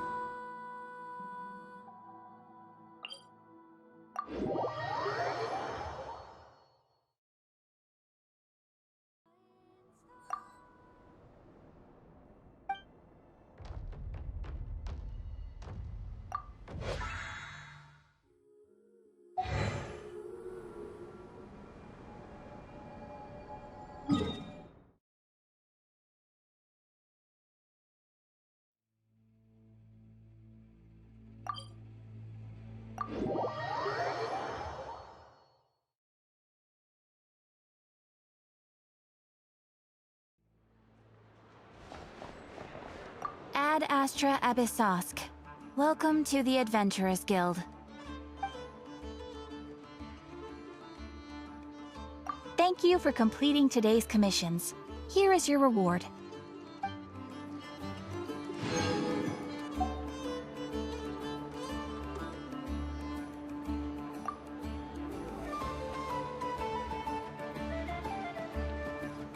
Any updates on the commission from last time? Should be done just about now, right? Apologies, Mr. Varka. The wine merchants from Mondstadt say they'll need more time to prepare. Also, they have asked me to pass this message on to you. Have you seriously finished the last batch? That cart was huge. Well, it's not like I'm the only one drinking. That amount of wine is barely enough for 2 banquets. We'll need more. Come on.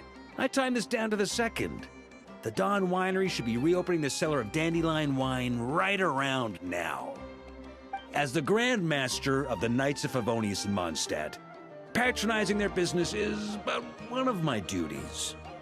Don't worry, I've left some for them. I didn't clean it all out, or Charles would have nothing to work with. The trouble with long journeys, though, is that wine tends to lose its flavor in the process. Next time I get back, I'll have Charles mix me the strongest drink he's got. Now, who to drink with?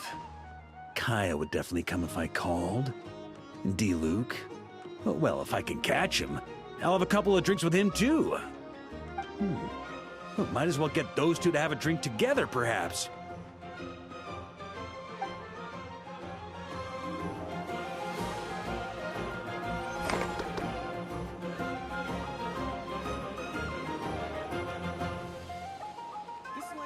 Nothing but promise for adventurers from all walks of life.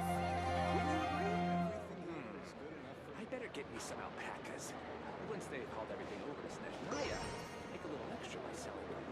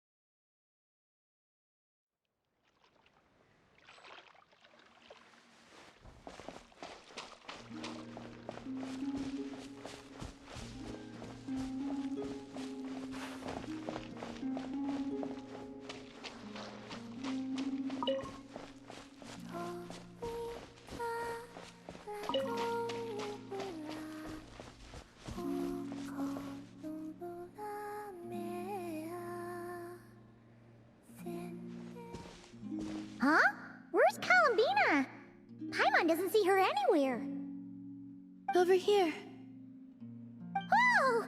What are you doing all the way up there?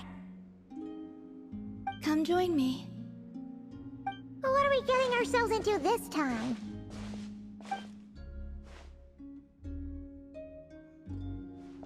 Do you remember those stones we went out to gather last time? Last time? Oh, you mean the ore that glows after absorbing Kuvaki? Correct. Well, after that, the Kuhenki gathered some more, and I sorted them into two types. Darker ones and lighter ones. Darker ones and lighter ones? But why? To play moon chess, of course. What's moon chess? Oh, you've never played?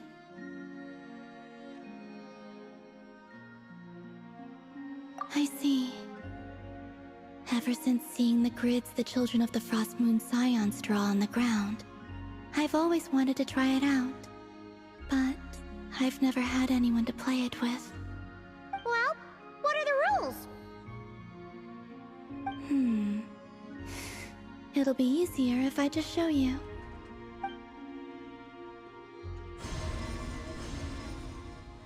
Whoa! That's amazing! How did you do that? With a little Kuvaki, of course. You can't do that? Maybe you should lower your expectations. We're not all moon goddesses. As you wish. Now, this is the board. It represents the night sky, and the pieces each player controls represent the moons. The two players take turns placing their moons in the sky, and the first to get 3 moons in a row wins. Oh! So it's basically a version of tic-tac-toe. So, it's called moon chess here in Notcry, huh? Talk about giving it a local touch. I see. Well, in this version, the moons rotate, meaning there can never be more than 3 moons in the sky at once. So, when the night sky is full, the moon that rose earliest will vanish. That actually makes a lot of sense. And it makes the game a lot harder, too. So, would you like to give it a try? It'll be my first time playing, too.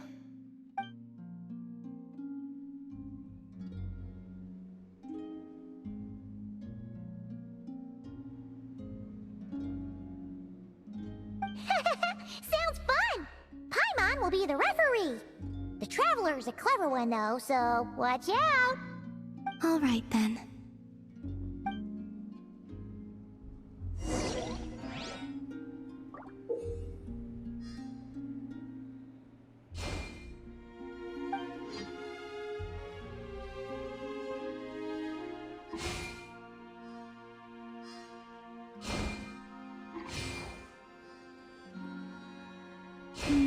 Let me think.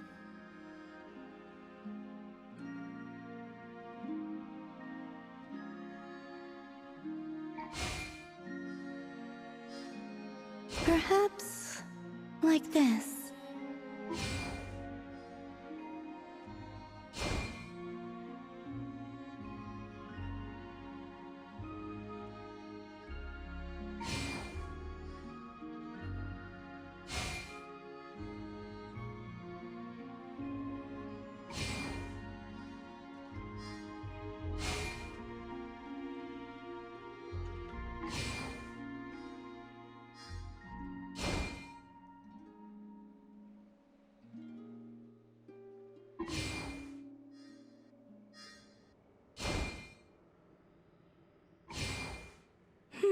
Your moons are aligned.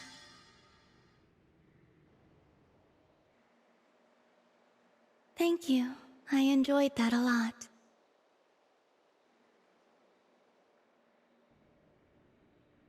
If you'd like, feel free to come keep me company again sometime.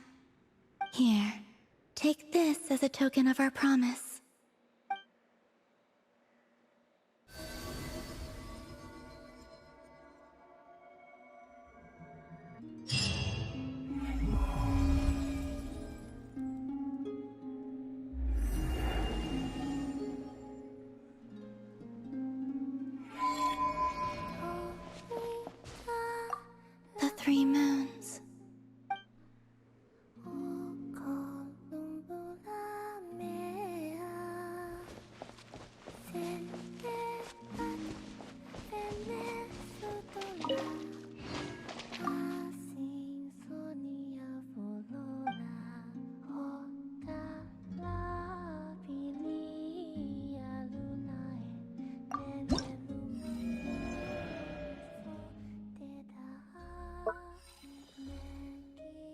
Oh,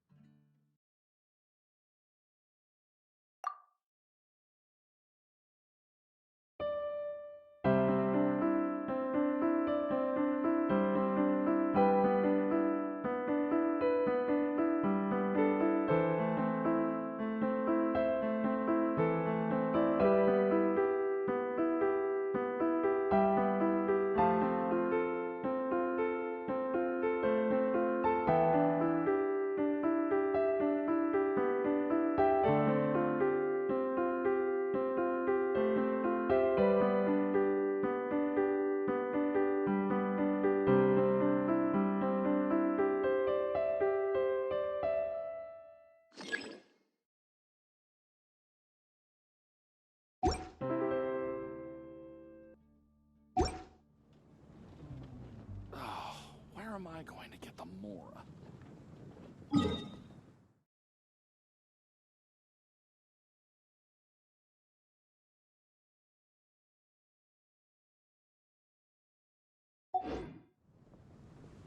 I'm gonna sing it one more time.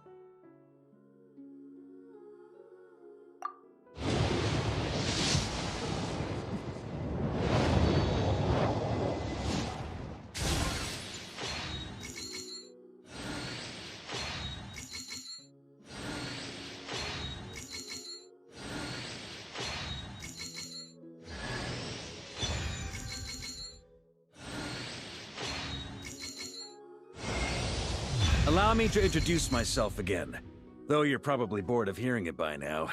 I am Varka, Grand Master of the Knights of Favonius, Mondstadt's Knight of Boreas. I'm here to fulfill the Favonian pledge. I swear by my sword you shall not fall while I stand.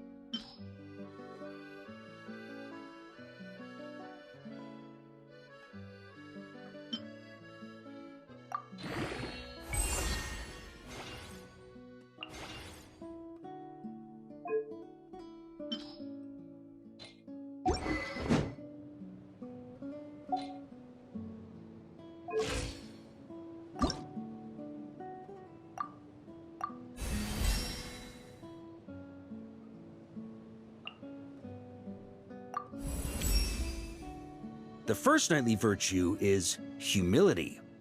Only by letting go of your ego and being willing to learn can you grow day by day.